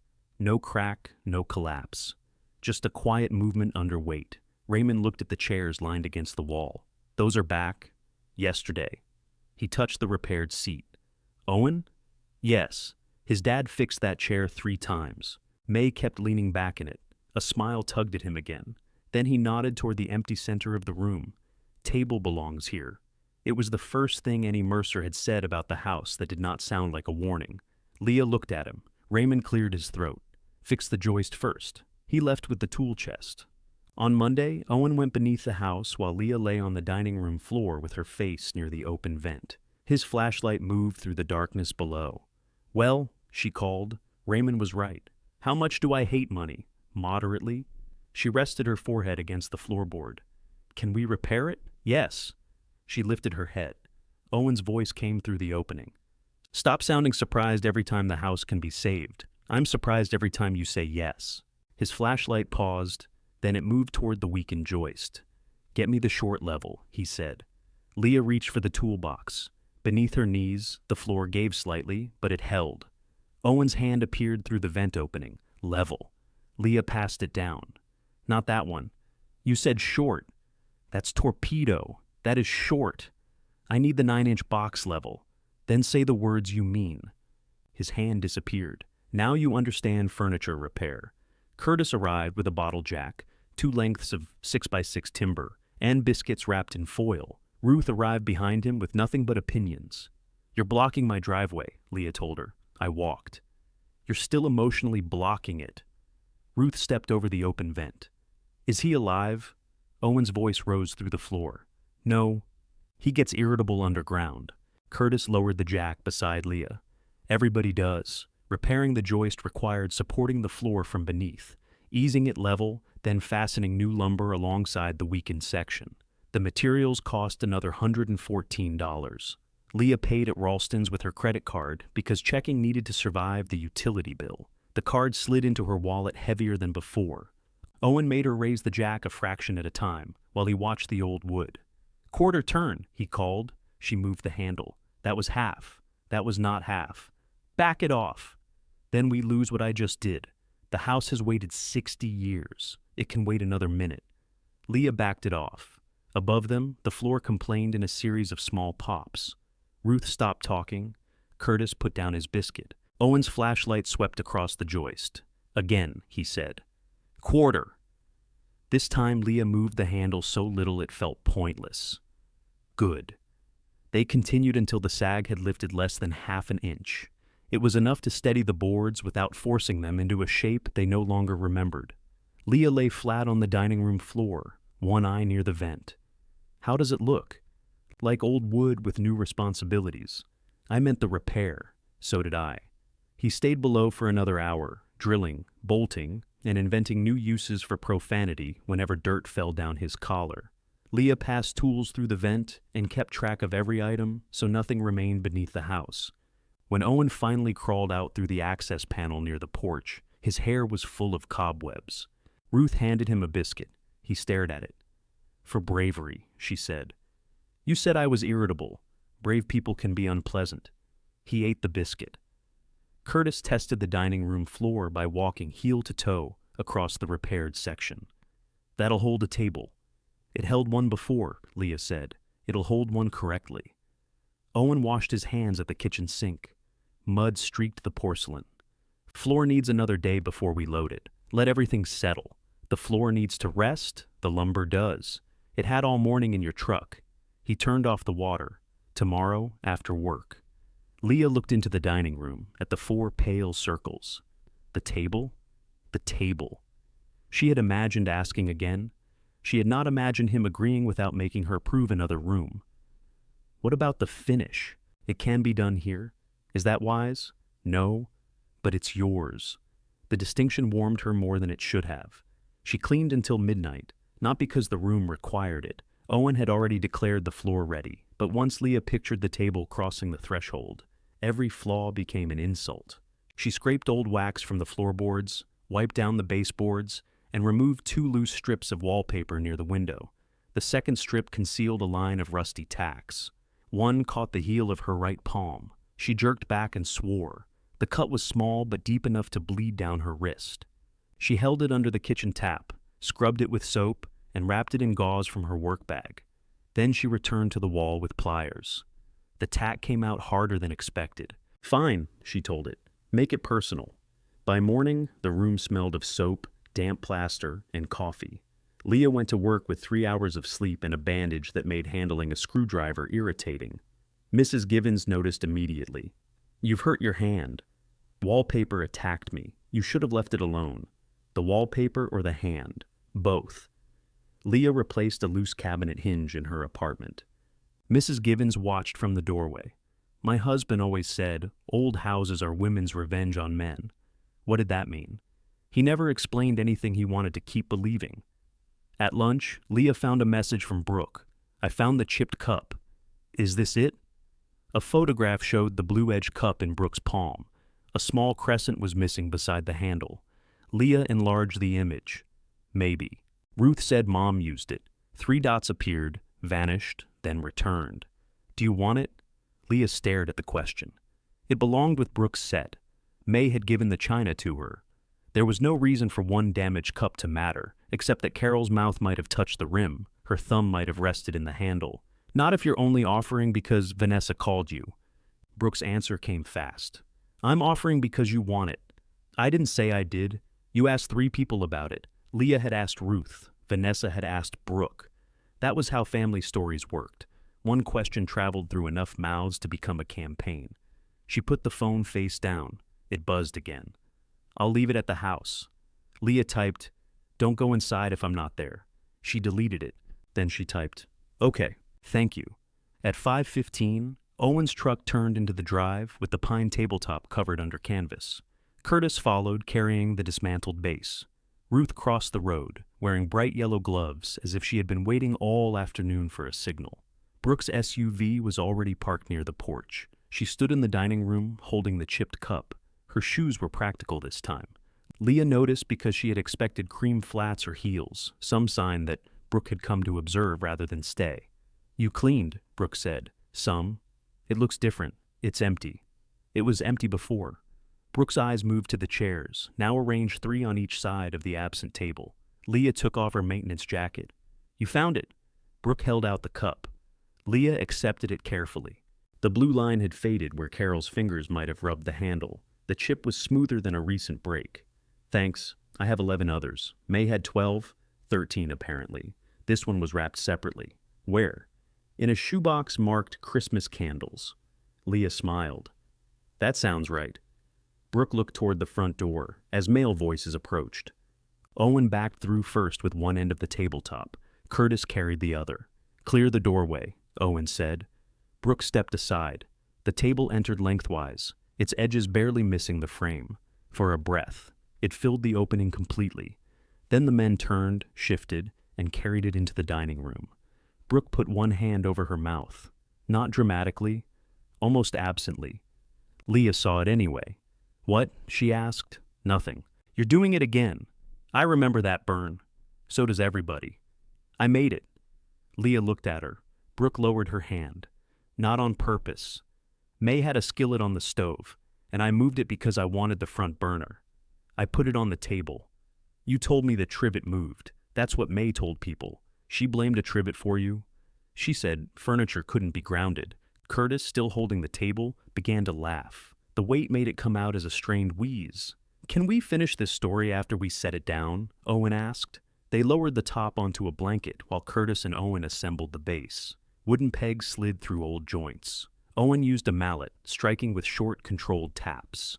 Leah knelt to hold one stretcher steady. Her injured palm throbbed inside the glove. Owen noticed the way she shifted her grip. What happened? Wallpaper. He stopped hammering. Show me. It's a cut. Show me. Brooke raised her eyebrows. Leah ignored her. It's wrapped, Leah said. Keep going. Owen's mouth tightened, but he finished seating the peg. When the base was upright, all 4 of them helped roll the tabletop onto it. Owen aligned it with the old screw holes from below, then lowered himself to the floor to fasten it. Leah stood at May's end. The table occupied the room as though the emptiness had only been temporary. Its scratches caught the evening light. The burn mark lay beneath Brooke's hand when she reached out to touch it. I thought this was gone, Brooke said. You all did, Ruth replied from the doorway. Brooke glanced at her. You could have told us. I could have. The same unattractive truth passed between them, now without coffee to soften it. Brooke looked around the room. Mom says the furniture has to be sorted before you bring it all back. Leah set the chipped cup on the table. May sorted it. She wrote where it was stored, not who gets what. She also wrote not to put it back until the house was dry. That doesn't mean you were in the sunroom, Leah said.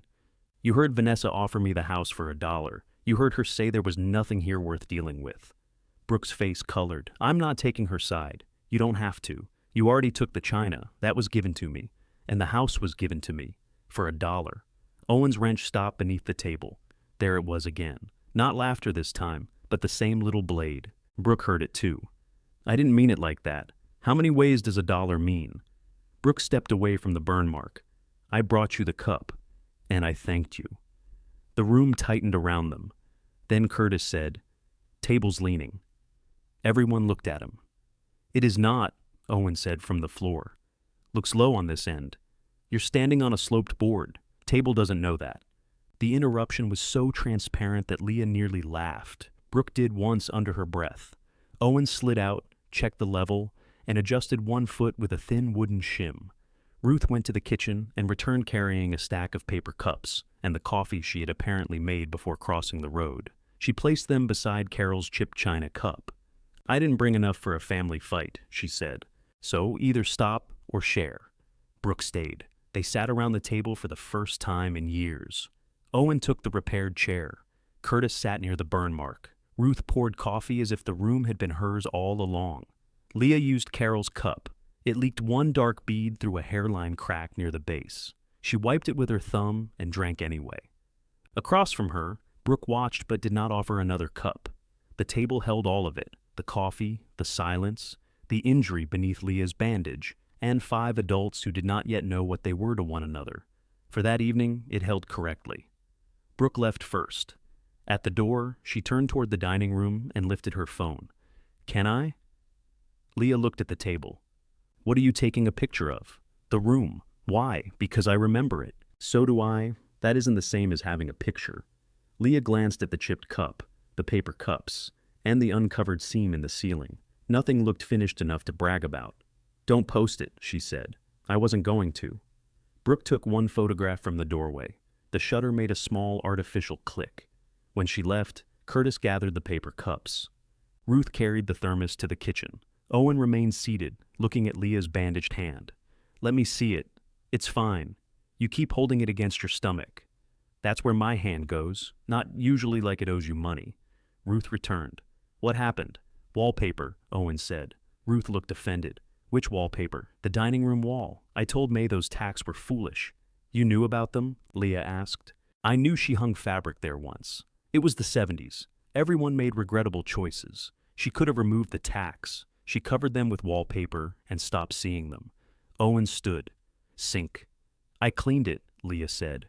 "Your hand?" He waited until she followed him into the kitchen. Ruth hovered near the doorway, which made the whole thing feel like an inspection conducted by a poorly organized medical board. Leah unwrapped the gauze. The cut was less than half an inch long. Its edges had drawn together, but the skin around it was red and swollen. A faint line traveled toward her wrist. Owen's face changed.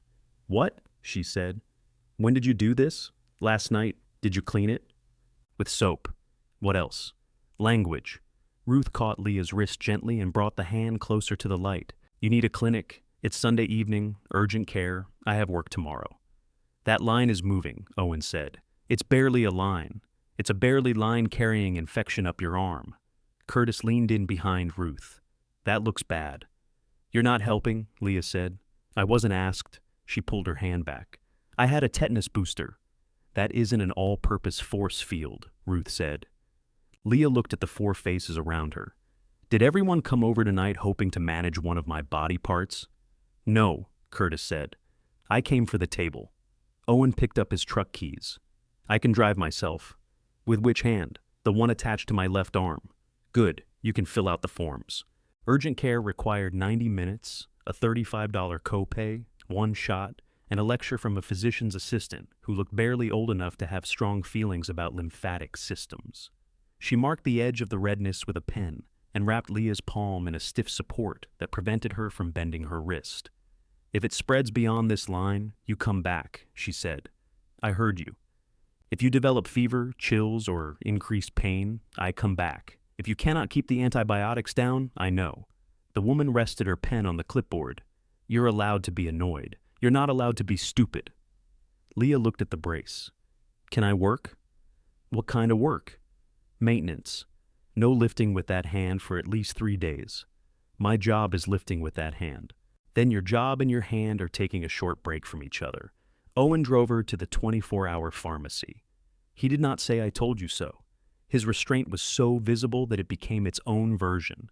"You can say it," Leah told him. "I don't need to. You're saying it with your neck. My neck has seen things." The prescription cost $48 after insurance. Leah's card hesitated again. In the truck, Owen waited until she buckled her seatbelt. "You should have stopped working when it happened. The room needed finishing. The table could have waited." "That's easy for you to say. You had it." He started the engine. You think I was keeping it from you? I think everybody has had pieces of that house except me. Rain began ticking against the windshield, light enough that Owen left the wipers off. My father kept that table dry for May, he said. After he died, I did. That isn't the same as having it, I know. Do you? She looked out the side window. The dark fields along Mercer Road passed in uneven bands. Owen did not turn on the radio. At the house, he followed her inside despite her saying she did not need help. He checked the ceiling seam, the pans in the back hall, and the front door stop he had installed that afternoon while she was at work. You fixed it. I owned a plane. The door closed without rattling in the frame. Leah tested it twice. Thank you. Owen's gaze moved toward the dining room. The table sat alone beneath the hanging light. Carol's cup was still on it. You should put water in that, he said. The cup? Your hand. I know. Take the first antibiotic tonight. I know. Ruth will be over at 7. Did you arrange that? She arranged herself. Leah leaned against the door. You can go. He looked as if he might argue. Then he nodded. Good night, Leah. It was the first time he had said her name. She noticed after he was gone. By morning, the red line had crept past the physician's pen mark. Leah called Dale from the urgent care parking lot. He listened to her explanation, then sighed with the deep fatigue of a man whose dining wing roof was still accepting bids. You can't replace sink traps one-handed, he said. I can do work orders. You can't turn a screwdriver. I can use my left. I've seen your left. She rested her forehead against the steering wheel. Dale's voice softened. Take the days. I need the overtime Thursday. You need fingers next year. The infection had not reached the joint, but the swelling required a stronger antibiotic and a rigid brace. The clinic sent her home with instructions to elevate her hand and return if she developed a fever. She spent 2 days at the table, watching work remain undone. That was worse than pain. The dining room wall waited half-stripped. The bed frame waited at Owen's shop. Upstairs, the damaged ceiling waited. Every hour seemed to cost something. The missed overtime alone would have paid most of the electric bill. Ruth brought soup and found Leah trying to lift a paint can with her left hand. Sit down. I've been sitting down. Try it with talent. Ruth took the can and placed it under the sink. You don't have to keep feeding me, Leah said. I'm feeding myself. You happen to be near the pot. You carried the pot across a road. It needed exercise.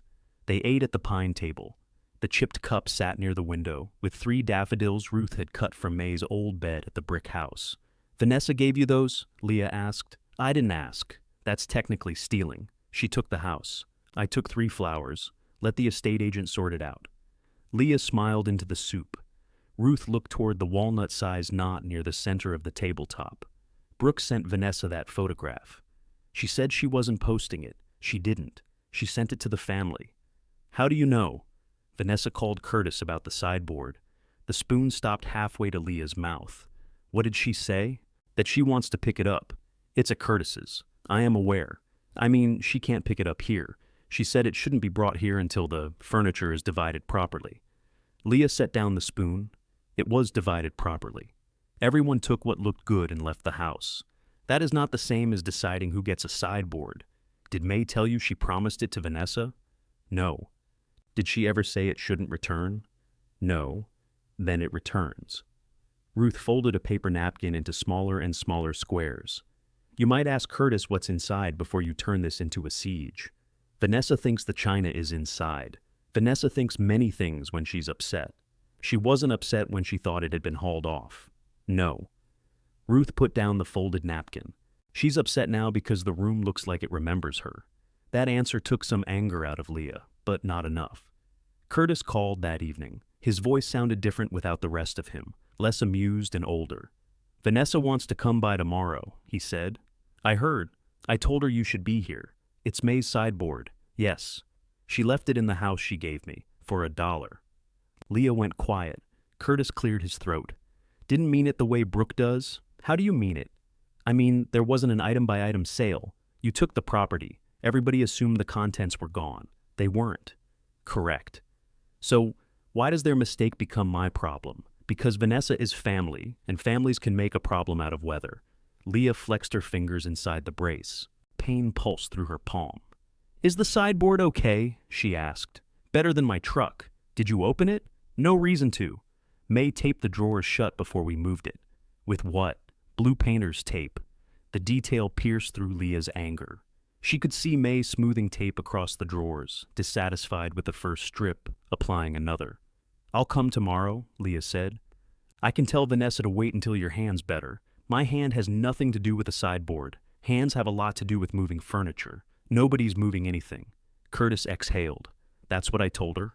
Vanessa arrived at 4 the next afternoon with Raymond and a borrowed utility trailer. Leah was already parked beside Curtis's garage. The brace made opening her car door awkward. She stepped out and looked at the empty trailer, its metal ramp secured upright.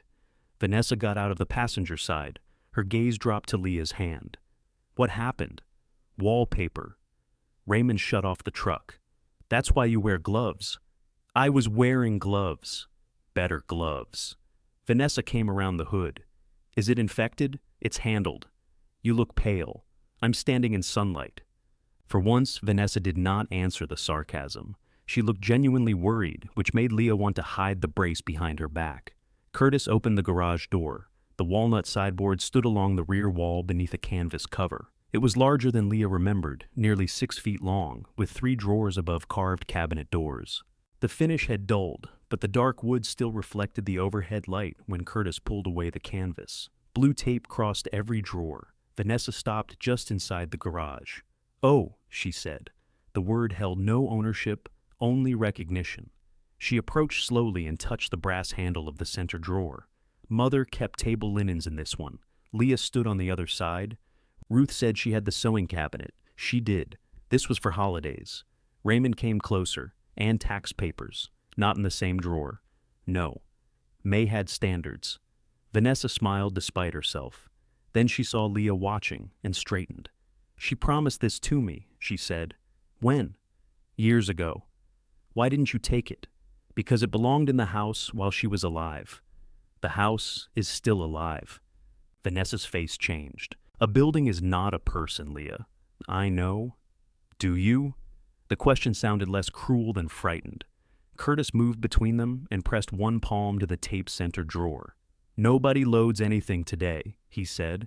Not until you can stand in front of it without talking like you're at a funeral. Vanessa looked at the trailer outside. You asked us to come. I asked you to look. Raymond leaned against the workbench. Might as well open it. Leah reached for the tape with her left hand. Vanessa reached at the same time. Their fingers stopped inches apart. Neither yielded. Raymond reached between them and pulled the tape loose. There, he said. Now you can both be mad at me. The first strip tore down the middle, leaving blue fibers stuck to the walnut. Vanessa made a sound of irritation and peeled the rest slowly with her thumbnail. Curtis opened a drawer. Inside lay folded white tablecloths, cloth napkins held in bundles by ribbon, and a stack of quilted hot pads. Everything smelled faintly of cedar and the stale cold of storage. Vanessa lifted the top tablecloth. Mother used this at Christmas. She used all of them at Christmas, Raymond said. Not this one. You just said this one. I mean, this one was for the dining table. What were the others for? The smaller tables. Raymond looked at Leah. This is why I ate in the garage. Vanessa held the cloth against her chest and gave him a look that was almost affectionate. The second drawer contained serving spoons, candle stubs wrapped in wax paper, 2 boxes of place cards, and a rusted corkscrew. No china. The bottom drawer was stuffed with tax folders, seed catalogs, instruction manuals, and a paper grocery sack full of extension cords tied in knots. Curtis picked up the sack. This explains the electrical system. Leah watched Vanessa sort through the linens. Her aunt's hands knew every fold. She found a narrow embroidered runner and pressed her thumb over a brown stain near one end. Carol spilled gravy here, she said. She blamed Raymond, Leah said. Raymond bent over the bottom drawer. She should have. I bumped her. Vanessa looked at him. You never said that. Nobody asked me under oath. You let Mother tease Carol about it for 20 years. May knew. She saw me. Then why did she? Because Carol got madder. The 3 of them stood around the open drawer, caught between annoyance and laughter. Leah was the first to give in. It hurt her hand when she laughed, but she kept doing it. Raymond joined her. Vanessa resisted until Curtis held up one of the knotted extension cords and asked whether it belonged to the formal collection. Then she laughed too. The sound changed the garage. For half a minute, the trailer outside became unnecessary. Vanessa folded the runner along its old crease. "I want this." "Take it," Leah said. Her aunt looked up, surprised. "It fits your house," Leah added, "and apparently your gravy history. What about the tablecloth?" "Which one?" "The Christmas one." Raymond groaned. Leah considered the sideboard. Its cabinet doors were still closed. She imagined it in the dining room beneath the pale rectangle on the wall, the tablecloths returning to drawers they had occupied longer than anyone present had been alive. "Leave the rest with it," she said. Vanessa's expression hardened again. "You don't get to decide that alone. Neither do you. Mother told me the sideboard would be mine. And then she told Curtis to save it for the house. She told him to save it from water, in order to bring it back. Curtis lowered the extension cords. I wasn't there for an inheritance discussion. May told me to move furniture." Vanessa touched the sideboard's top. "This was Grandmother Mercer's. The house was too. That's exactly why it shouldn't all go to one person. The brick house and everything inside went to you. The brick house has a mortgage." Leah blinked. "What?" Vanessa looked as though she wished the sentence had stayed inside her. Raymond studied the concrete floor. "May refinanced when she replaced the HVAC, Vanessa said, "and for some medical expenses." "How much?" "That is not your concern. You made the Homestead's taxes everybody's concern. The mortgage is manageable." "Then why mention it?" "Because you look at that house and think, I took the desirable piece while you got punished. You did take the desirable piece. I took the place where I cared for her." The words came out sharp. Leah had not expected them. She knew Vanessa had managed appointments, prescriptions, and grocery deliveries during May's last months. She had reduced those things to Vanessa's appetite for control, because that version fit better. Vanessa lowered her voice. "You visited. I was there every morning. I was working." "So was I. I didn't know how sick she was. She didn't want you to. You could have told me." "And betrayed what she asked?" "You did that whenever it suited you." Vanessa looked down at the runner in her hands. The anger in Leah had nowhere clean to land. Her aunt had taken the newer house because it was valuable. Her aunt had also changed May's sheets, scrubbed May's bathtub, and learned the exact amount of milk she could tolerate in coffee. Both things could be true, and Leah resented the extra room truth required. Curtis closed the middle drawer. "Sideboard stays here," he said. "Not because I own it, because nobody's fit to move it." Vanessa folded the runner once more. "For how long?" "Until Leah's dining room wall is sound and you two can discuss it without witnesses. I'm not agreeing that it goes there. Then it remains covered in my garage, and my truck gets to feel superior." Vanessa looked toward the trailer. Raymond jingled his keys. "We can use it to haul those porch boards Leah pulled off." "I didn't ask you to." "Trailer's already here. The old boards traveled to the county disposal site." Vanessa sat in the truck with the embroidered runner in her lap. The sideboard remained beneath its canvas, full of ordinary things no one had needed until they remembered them. Leah's fever arrived that night. It stayed low, but the clinic extended her work restriction through the end of the week. She missed Thursday overtime and Saturday emergency coverage when a pipe burst in Hillside's laundry room. Dale called to tell her someone else had handled it. "You don't have to sound like you're notifying me of a death," he said. "That was 6 hours. That was a pipe. It was time and a half. Take your pills."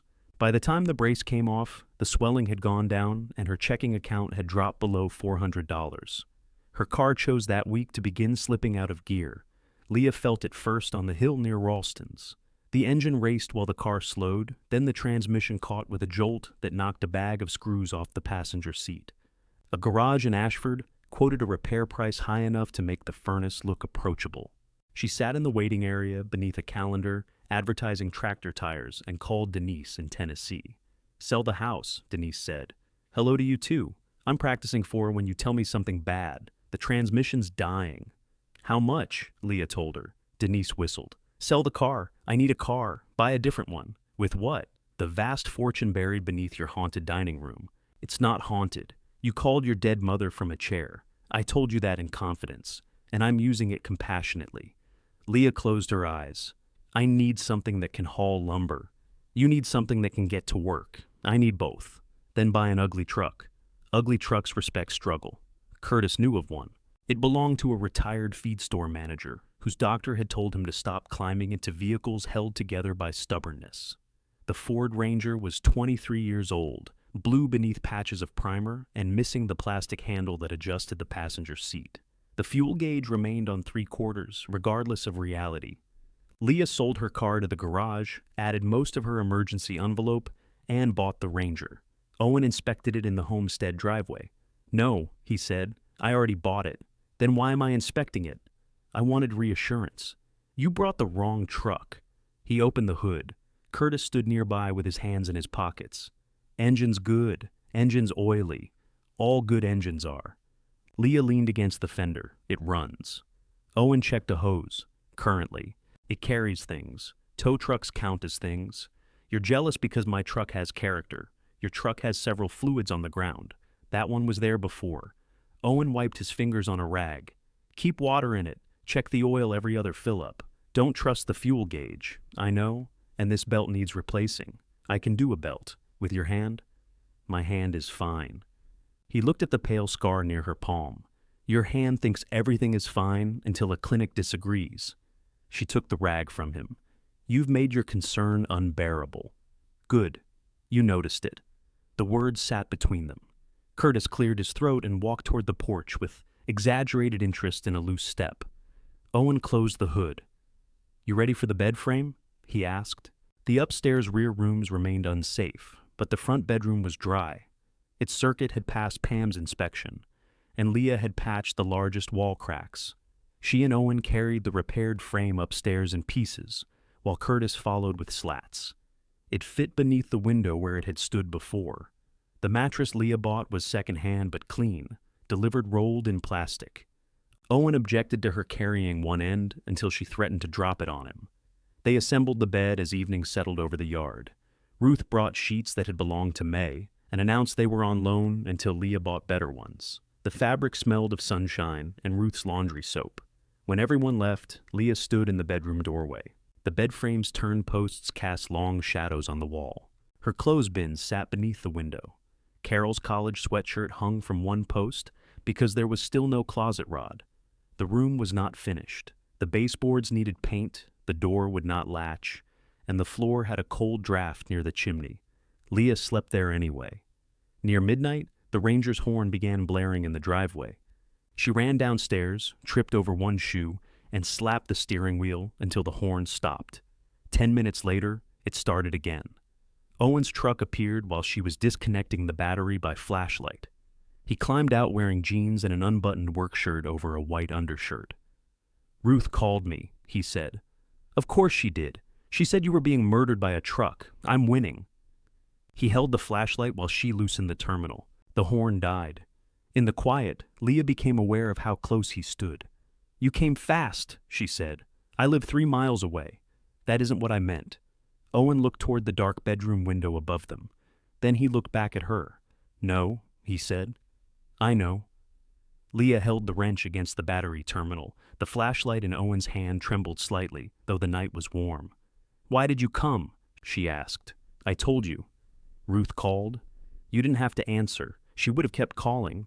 You could have turned off your phone. She knows where I live." Leah smiled, but he did not. Beyond him, the house stood against the dark with one upstairs light burning. The repaired bed was visible through the uncurtained window, one pale corner of the sheet caught in the glow. Owen set the flashlight on the Ranger's fender. "I came because you were out here alone in the middle of the night," he said. "I've been alone in the middle of the night before. I know. And I didn't like it this time." The words were plain enough to leave no place for a joke. Leah looked at the grease on his hand, the open shirt hanging crooked across his shoulders, the line left on his cheek by sleep. Then she stepped toward him. Owen touched her injured palm first, turning it upward carefully. His thumb passed beside the scar without pressing it. "You make concern unbearable," she said. "So you've mentioned." She kissed him. For one startled second, he did not move. Then his hand came to the side of her neck, warm and rough, and he kissed her back with the caution of someone handling a repaired joint before the glue had cured. The Ranger's horn gave one dying grunt. They broke apart. Leah looked at the truck. Jealous, possessed. Ruth was right about the gun. Owen laughed into her hair. He stayed long enough to remove the faulty horn relay. At the porch, he kissed her once more, shorter this time, as if proving the first had not been caused by electrical distress. Neither of them discussed what came next. The Ranger decided most things next. Its passenger window fell into the door during a thunderstorm. The tailgate opened whenever Leah turned left too sharply. Owen replaced the belt, Leah repaired the window track, and Curtis tied the tailgate shut with a piece of rope he claimed had once restrained a bull. "What happened to the bull?" Leah asked. "Learned not to turn left." The truck carried lumber, paint, rolls of insulation, and the green velvet settee from Marjorie Sutter's spare room.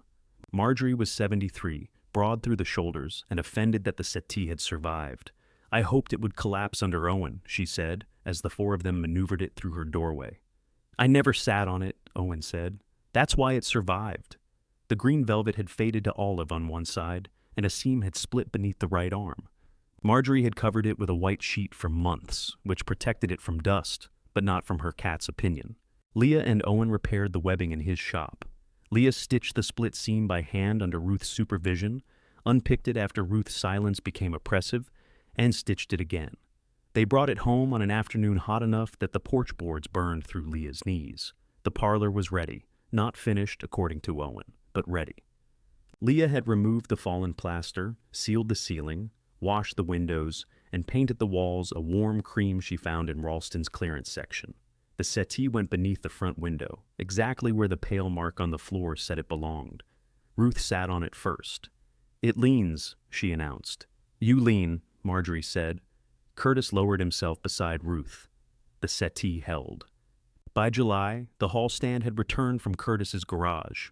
The braided rugs came back from Marjorie after she washed them twice and rejected Leah's offer to pay for cleaning. One lamp returned from Ruth's attic with a shade that did not belong to it. The cedar chest remained at the Sutter house until Leah finished the upstairs floor. Each piece changed the homestead, less than the people bringing it did. They used the table. That mattered. Owen ate breakfast there after repairing the back door. Curtis spread porch measurements across it and left coffee rings Ruth wiped up behind him. Leah sorted bills at May's end, moving the chipped cup from one pile to another whenever it leaked. Brooke came twice. The first time, she brought a bag of cabinet knobs she thought might match the kitchen. None did. The second time, she wore old jeans and helped Leah scrape paint from the front porch railing for almost an hour before taking a phone call and leaving without explanation. She still photographed things. "Don't post," Leah reminded her. "I know." "Then why take pictures?" "Because people think I'm exaggerating." "About what?" Brooke aimed her camera toward the parlor.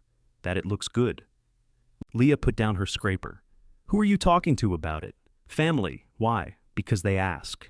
"They didn't ask when the ceiling was falling." Brooke lowered the phone. "You don't have to use every improvement as evidence against us. I'm not improving it for evidence." "I know. That's why it works." The sentence sounded honest and unfair at once.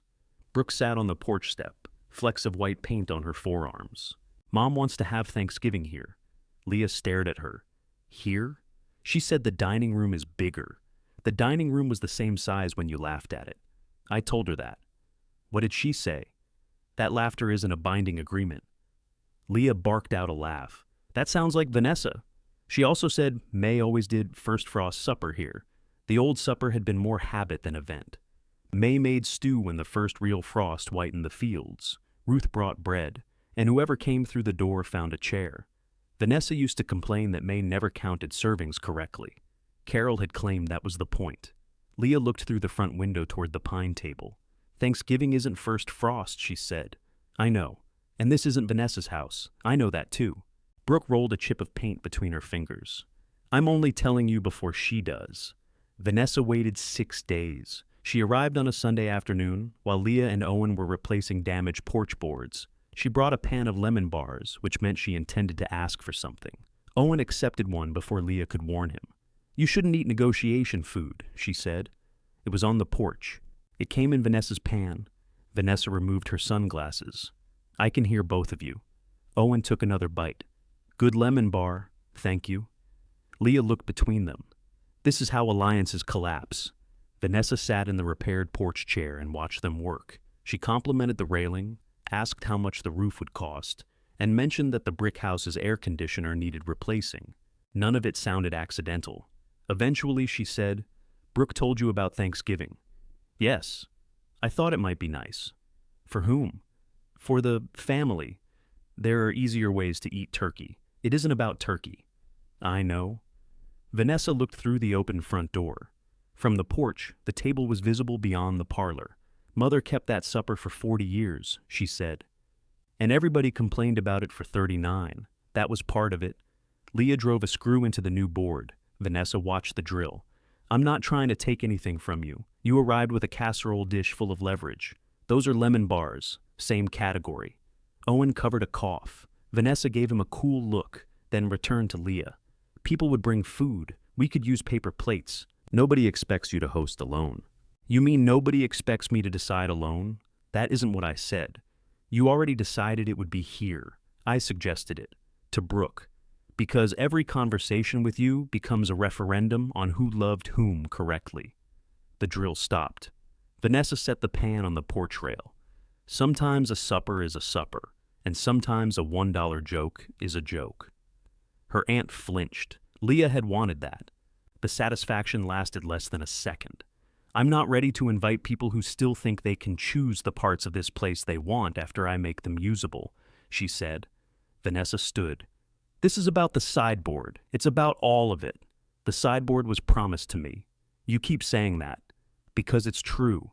Then it can stay at Curtis's until May comes back to confirm it." Owen set down his pry bar. Vanessa's face emptied. Leah wished the sentence back as soon as it left her, but pride held her still. Her aunt picked up the pan. "You are not the only person who misses her." "I didn't say I was. You said exactly that, in a crueler way." Vanessa walked to her car without leaving the lemon bars. Owen waited until the SUV disappeared. "That was bad," Leah said. "Yes. You could pretend. You don't like pretending. I like selective dishonesty. I haven't learned your schedule." She sat on the unfinished porch edge. "She makes everything sound reasonable until I'm the unreasonable thing in it." Owen lowered himself beside her. "She isn't wrong about missing May," he said. "I know. She can be wrong about the sideboard and right about that. I know. You hate hearing things you know. I know." He nudged her shoulder with his. The roof replacement began in sections because Leah could not afford it any other way. She bought metal panels for the back slope first and took every overtime shift Dale offered. Owen helped on Sundays. Curtis helped whenever his knees allowed. Raymond appeared twice without being asked, worked silently, and left before supper. The first cold morning came while half the porch still showed new wood beside old. Leah opened the front door and saw frost silvering the weeds around May's flower beds. Across the road, Ruth stood in her driveway wearing a robe over her clothes. "You see it?" she called. "I see it. You doing the supper?" Leah looked back at the house. "Not yet. Frost doesn't reschedule. This one does." Ruth grumbled but crossed the road for coffee. The walnut sideboard returned 3 days later. Curtis had decided he needed his garage before winter. He called Vanessa, called Leah, then announced that whoever failed to answer would have to live with the result. Vanessa was in St. Louis for a conference. Leah answered on the first ring. Curtis and Owen moved the sideboard into the dining room. It fit beneath the pale rectangle on the wall so precisely that the top edge covered the unfaded wallpaper line. The drawers slid into the same dips in the floor. Leah filled them with May's tablecloths and napkins, leaving the embroidered runner Vanessa had taken absent from the stack. She sent Vanessa a message before Brooke could send a photograph. Curtis needed his garage. "Sideboard is at the Homestead. Nothing removed from it. We still need to talk." Vanessa did not answer that day, or the next. The reply came while Leah was replacing a disposal at Hillside. "You had no right to move it without me." Leah wiped her wet hand and typed with one thumb. "It was moved out of someone else's garage. You were called?" "I told Curtis to wait." "He couldn't." "You mean he wouldn't?" Leah put the phone away before the sink could overflow. At 4:30, Ruth called. "Are you still at work?" "Leaving now. Don't panic." Leah was already moving faster. "What happened?" "Vanessa's at your house." The wrench slipped from Leah's hand and struck the bottom of the cabinet. "Inside? No, I wouldn't give her the key." "Why does she need a key?" A pause. "She brought Raymond's trailer." Leah stood so quickly she hit her head on the sink. Is Owen there? Yes. What are they doing? Arguing. About the sideboard? What else? Leah ran toward the maintenance office for her jacket. Ruth's voice sharpened through the phone. Drive like an adult. Leah ended the call. The Ranger started on the second try. Its fuel gauge still claimed 3/4. She pulled out of Hillside, took the West Road too fast, and forced herself to slow at the first curve. When she turned onto Mercer Road, the trailer stood back toward the porch. Ruth had planted herself in the driveway with both hands on her hips. Raymond stood beside the truck, looking deeply unhappy. Owen blocked the front steps, and Vanessa, dressed in work gloves and the same cream-colored flats she had ruined months before, held the sideboard's blue-taped furniture pads beneath one arm. Leah stopped the Ranger across the driveway. Nobody moved. Then Vanessa looked at the house and said, You changed the locks. Leah got out of the Ranger. They're my locks. Vanessa shifted the furniture pads beneath her arm. The estate agent should have a key. The transfer finished last month. I know when it finished. Then you know why I changed them.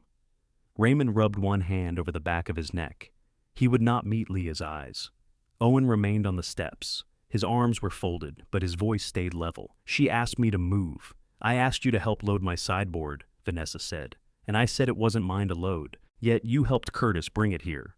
Curtis had one working knee and a garage he wanted back. That made it your decision? No, it made it furniture moving. Leah walked past the trailer. Why didn't you call me? Vanessa laughed once. So you could say no? Yes. That isn't a conversation. It's the answer to the question. Ruth stepped out of the driveway, though she did not go home. She moved to the grass beside the mailbox and crossed her arms. Vanessa looked from her to Owen. You've made this into a neighborhood vote. I didn't call them. You didn't have to. They seem to know every time you need an audience. Owen unfolded his arms. Leah held up one hand. Don't. He looked at her, then stepped off the porch. Not away, just aside. Leah climbed the steps and unlocked the front door. If you want to see it, she told Vanessa. Come inside. Her aunt looked at the doorway as if it were narrower than she remembered. Raymond started toward the trailer hitch. You too, Leah said. I've seen a sideboard. You've also seen all this, and forgotten to mention half of it. Raymond sighed and followed Vanessa into the house. The parlor stopped them. The settee sat beneath the window, olive green in the cold afternoon light. The hall stand held Leah's work jacket, Owen's canvas coat, and Ruth's umbrella, though Ruth lived across the road and had never needed an umbrella to get there. The braided rug softened the refinished floorboards. A lamp glowed in the corner beneath its mismatched shade. Vanessa touched the settee's repaired arm. Marjorie had this? Yes. I thought Mother sold it. You thought she sold everything. Vanessa withdrew her hand. They entered the dining room. The walnut sideboard looked darker against the faded wallpaper. Its brass handles had been polished. May's table linens filled the drawers. Carol's chipped cup sat on top beside a bowl of apples and a stack of unopened bills. Vanessa set the pads on the floor. You polished it. Curtis did before he stored it. He always used too much wax. The complaint came out soft, nearly grateful. Raymond walked around the pine table and pressed his heel over the repaired floor. No movement. Owen sistered the joist. Good. Leah stood between them and the doorway. She did not mean to block it, but she did not move. Vanessa opened the sideboard's center drawer. Her fingers passed over the folded tablecloths. You don't use these, she said. I've had them 3 days. You won't use them. How do you know? Because Mother barely used them. Then why do you want them? I want the sideboard. Why? Vanessa closed the drawer. Because she promised it to me. That isn't an answer. It is the only answer you should need. You keep saying May promised, but you didn't know where it was. You didn't ask what happened to it. You didn't ask what happened to any of this until it looked like a room again. Vanessa's face tightened. I was caring for a dying woman. And before that? She was already dying before any of us admitted it. The sentence struck the room still. Raymond looked down at the table. Vanessa pressed both palms against the sideboard. She'd lost weight. She was falling. She wrote checks and forgot them in the drawer. She would not let me move anything because every object had a story, and every story became a reason I was rushing her. You were rushing her. I was trying to keep her from breaking a hip in a house with no working phone. This house had a phone. Not after the line came down. You could have fixed it. I fixed everything else. Vanessa's voice cracked across the room. Outside, one of Ruth's wind chimes sounded in the cold breeze. Vanessa turned away and stared through the window. I found the brick house. I arranged the move. I packed her pills every Sunday. I changed her sheets after she started sweating through them. And every morning, she asked when Carol was coming. Leah's throat tightened. She knew Mom was dead. Most mornings. The answer hurt in a place Leah had not guarded. Vanessa wiped beneath one eye with an angry finger. Then she would remember and ask why you hadn't come. You could have called me. I did. Not enough. No, Vanessa said. Not enough for you. Never enough for her. Leah gripped the back of a chair. Vanessa faced her. She spent years refusing to defend Carol when Carol was alive. Then Carol died, and suddenly every room had to stay ready for her. Every mistake became mine, because I was the daughter still standing there. You think the house was for Mom. I think Mother refused to tear it down because she couldn't apologize to a dead woman. Leah looked around the dining room. That explanation did not make May wiser. It made her recognizable. Maybe, Leah said. Vanessa's mouth parted slightly. She had expected a fight. Maybe she did, Leah continued. But she still didn't give the house to Mom. She didn't come see me. She let you do all the work and let me think she didn't want me around. She was proud. So were you. Yes. Vanessa said it without defense. Raymond lowered himself into one of the kitchen chairs. May promised me the lathe. Both women looked at him. What? Vanessa said. The big one. Said it was mine whenever I had room. You took the lathe. No, she sold it to pay the plumber. Vanessa stared. She promised things when she wanted the conversation to end, Raymond said. Promised Carol the truck twice. Promised Brooke the china every Christmas until she finally gave it to her. Told me the pine table would leave this room over her dead body. That is an appalling phrase under the circumstances, Vanessa said. Still what she said? Leah looked at the sideboard. Did she promise you this? She asked him. No. She told me Vanessa wanted it. Vanessa folded her arms. There. She also said it belonged under that wall because nobody else's dining room was wide enough. Raymond shrugged. May didn't mind contradicting herself. Saved time. Vanessa looked as though she wanted to throw one of the apples at him. Leah pulled out a chair and sat. I'm not saying she never promised it to you. Her aunt's expression shifted. I'm saying you don't get to bring a trailer when I'm at work. I knew you would refuse. That doesn't turn no into permission. Vanessa stared at her. The sideboard stays, Leah said. The linens stay for now. If there's something personal inside that you want, we can go through it together. But no one takes furniture out of this house because it became desirable again. It was always desirable to me. Then you should have carried it out of the rain. Vanessa flinched. Leah did not take the sentence back. After a moment, Vanessa picked up the furniture pads. You've decided who deserves the family now. No, I've decided who gets a key. Her aunt walked toward the front door. At the parlor, she stopped beside the green settee. First frost supper was my idea, she said. I thought it was May's. She burned the stew the first year. I brought another pot and let her say it was hers because people had already arrived. Raymond smiled from the dining room. That was why it tasted good. Vanessa did not smile. Leah stood. I'm having the supper. Her aunt looked back. Not Thanksgiving. First frost, even if we missed the first one. You said you weren't ready. I'm not.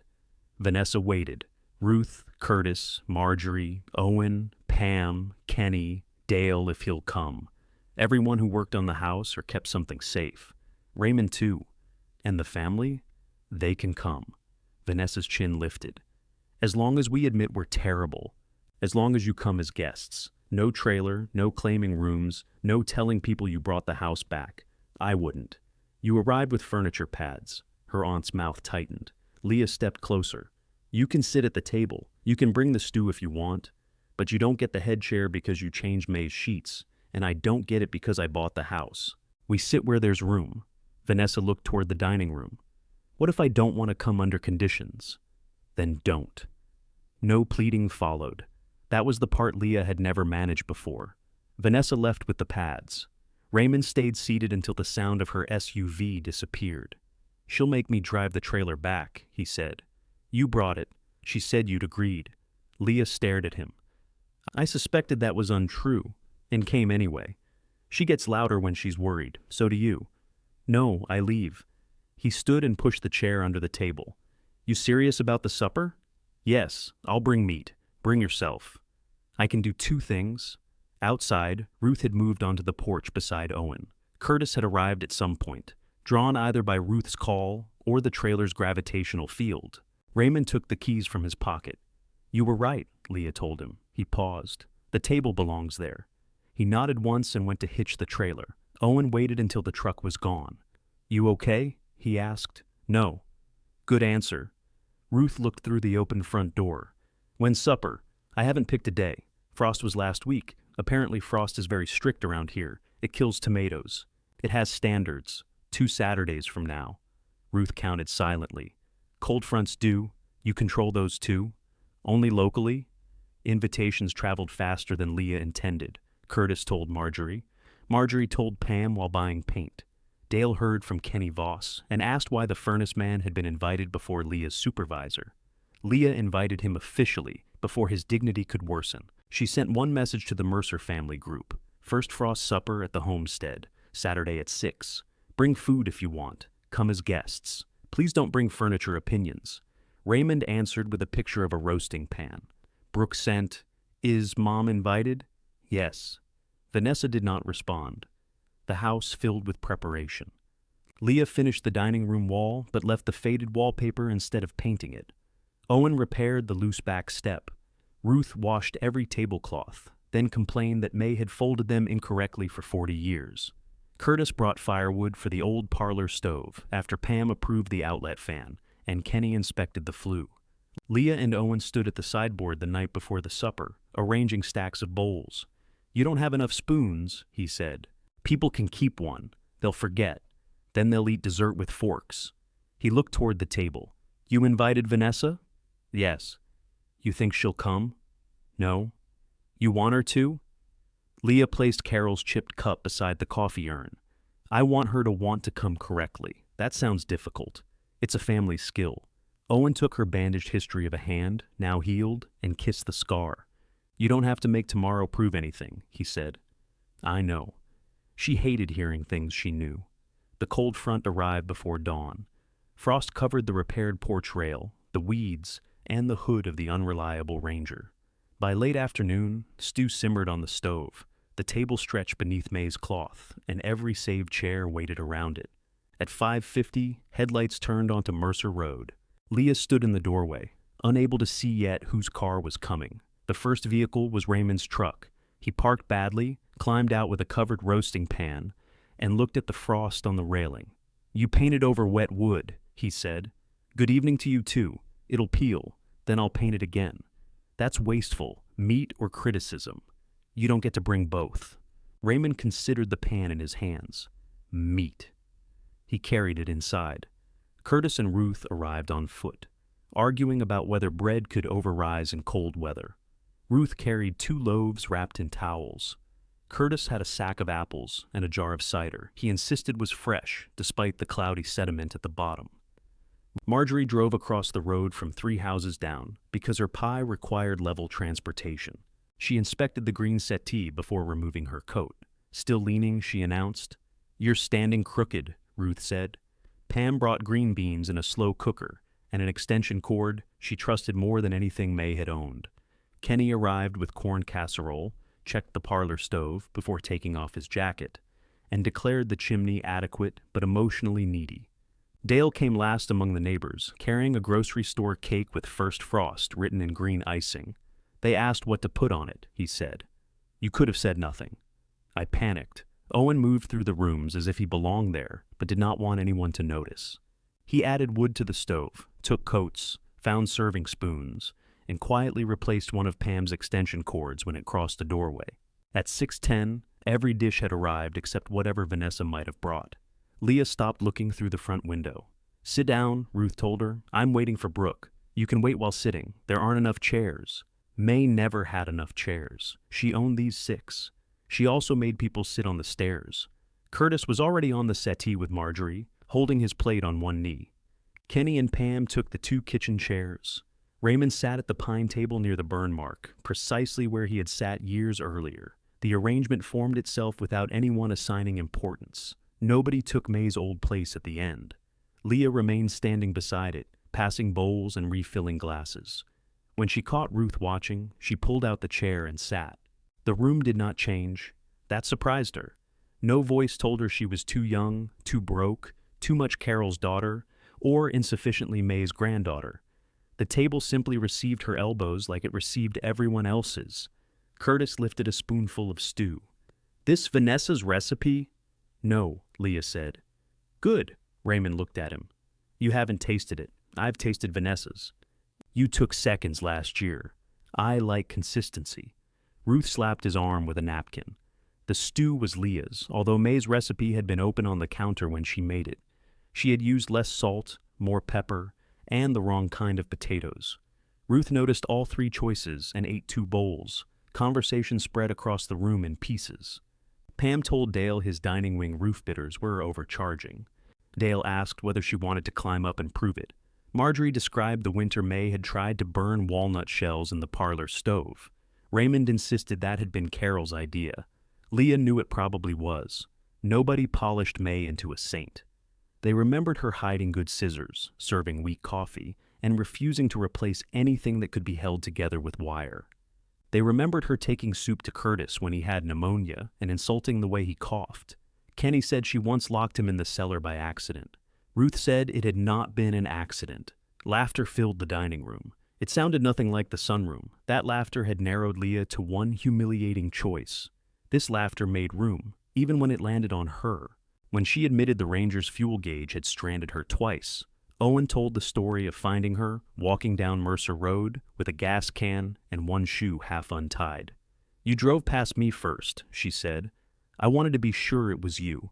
I was carrying your gas can. Could have been anybody." Raymond laughed so hard he had to set down his glass. Headlights swept across the parlor wall. The room quieted by degrees. Leah stood. Through the window, she saw Brooke's SUV stop beside the Ranger. No other door opened. Brooke sat behind the wheel for several seconds, hands still on it. Vanessa was not with her. Leah went to the front door. Brooke stepped out wearing a dark sweater, jeans, and boots. She carried a foil-covered pan and no camera that Leah could see.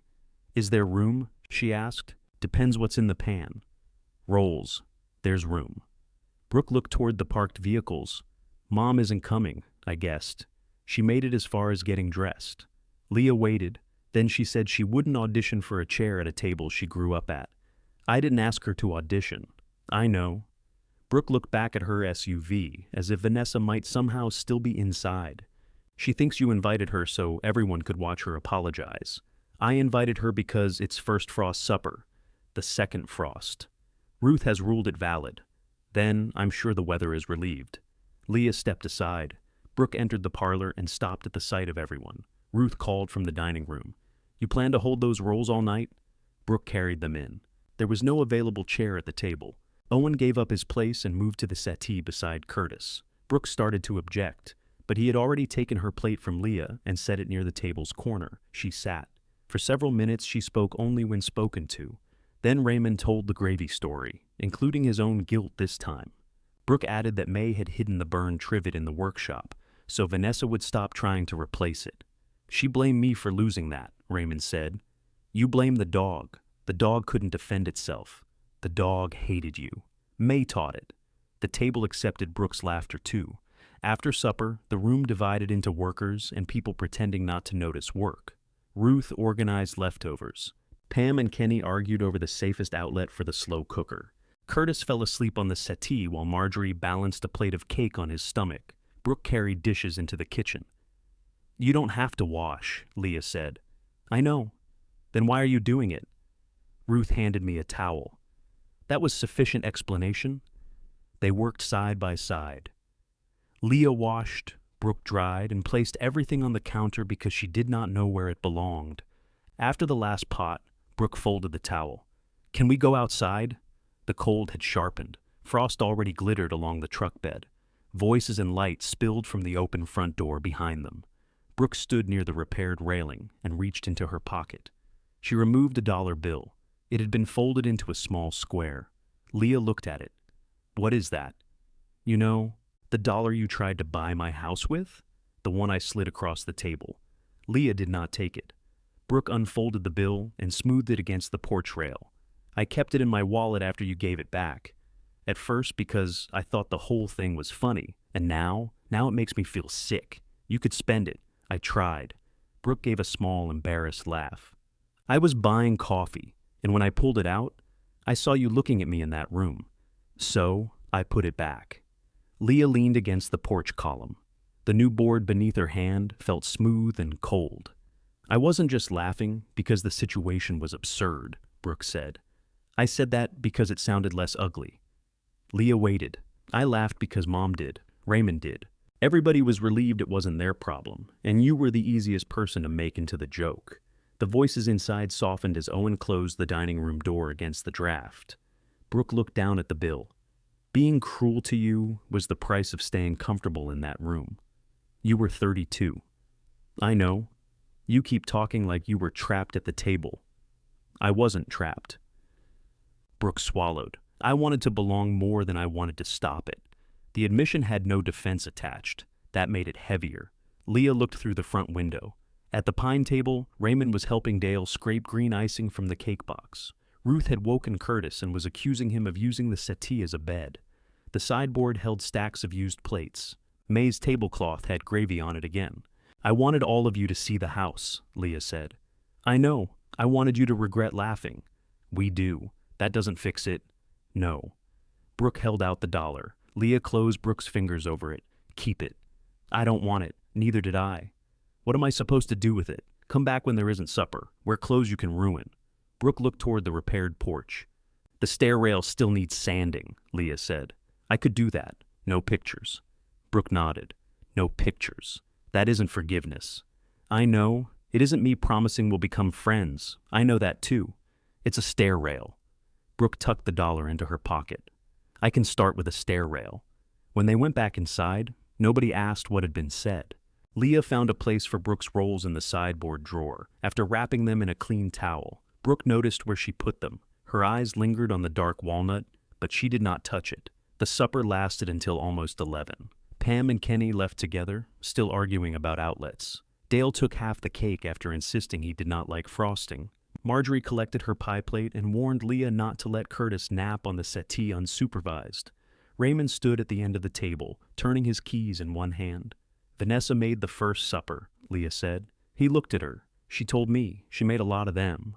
Will you tell her there's stew left? She'll say she doesn't want it. Tell her anyway. Raymond nodded. Brooke left alone, the folded dollar still in her pocket. Ruth and Curtis crossed the road, carrying leftovers. At the mailbox, Ruth turned and lifted one hand. Leah lifted hers back. Then only Owen remained. He stood in the dining room, gathering paper cups, though everyone had used real glasses. You can stop, Leah said. I'm almost done. There will always be one more thing. That sounds like home ownership. She leaned against the sideboard. The room was messy. A gravy stain spread across May's cloth. Damp rings marked the table. One chair had been pushed against the wall, and another sat crooked near the doorway. The green settee had a new dent from Curtis's nap. Nothing looked preserved. Everything looked used. Owen came to stand beside her. You all right? He asked. No. He smiled. Still a good answer. She rested her head against his shoulder. The house settled around them. The furnace still needed replacing. Half the roof remained old. Bills waited beneath Carol's chipped cup, and the Ranger might or might not start in the morning. Leah did not feel rescued. She felt present. 3 Saturdays later, someone knocked before 9. Leah opened the door to find Brooke in work clothes with her hair tied back. She carried sandpaper, 2 masks, and no phone. I wasn't sure what grit, she said, so I bought 3. Leah looked at the supplies, then at Brooke. Behind her, frost had melted from the road. The unfinished stair rail caught the morning light through the open parlor. Leah took one of the masks and stepped aside. Start with 80, she said. Brooke came in. Soon the scratch of sandpaper moved steadily through the house, rough wood becoming smooth beneath 2 adult hands.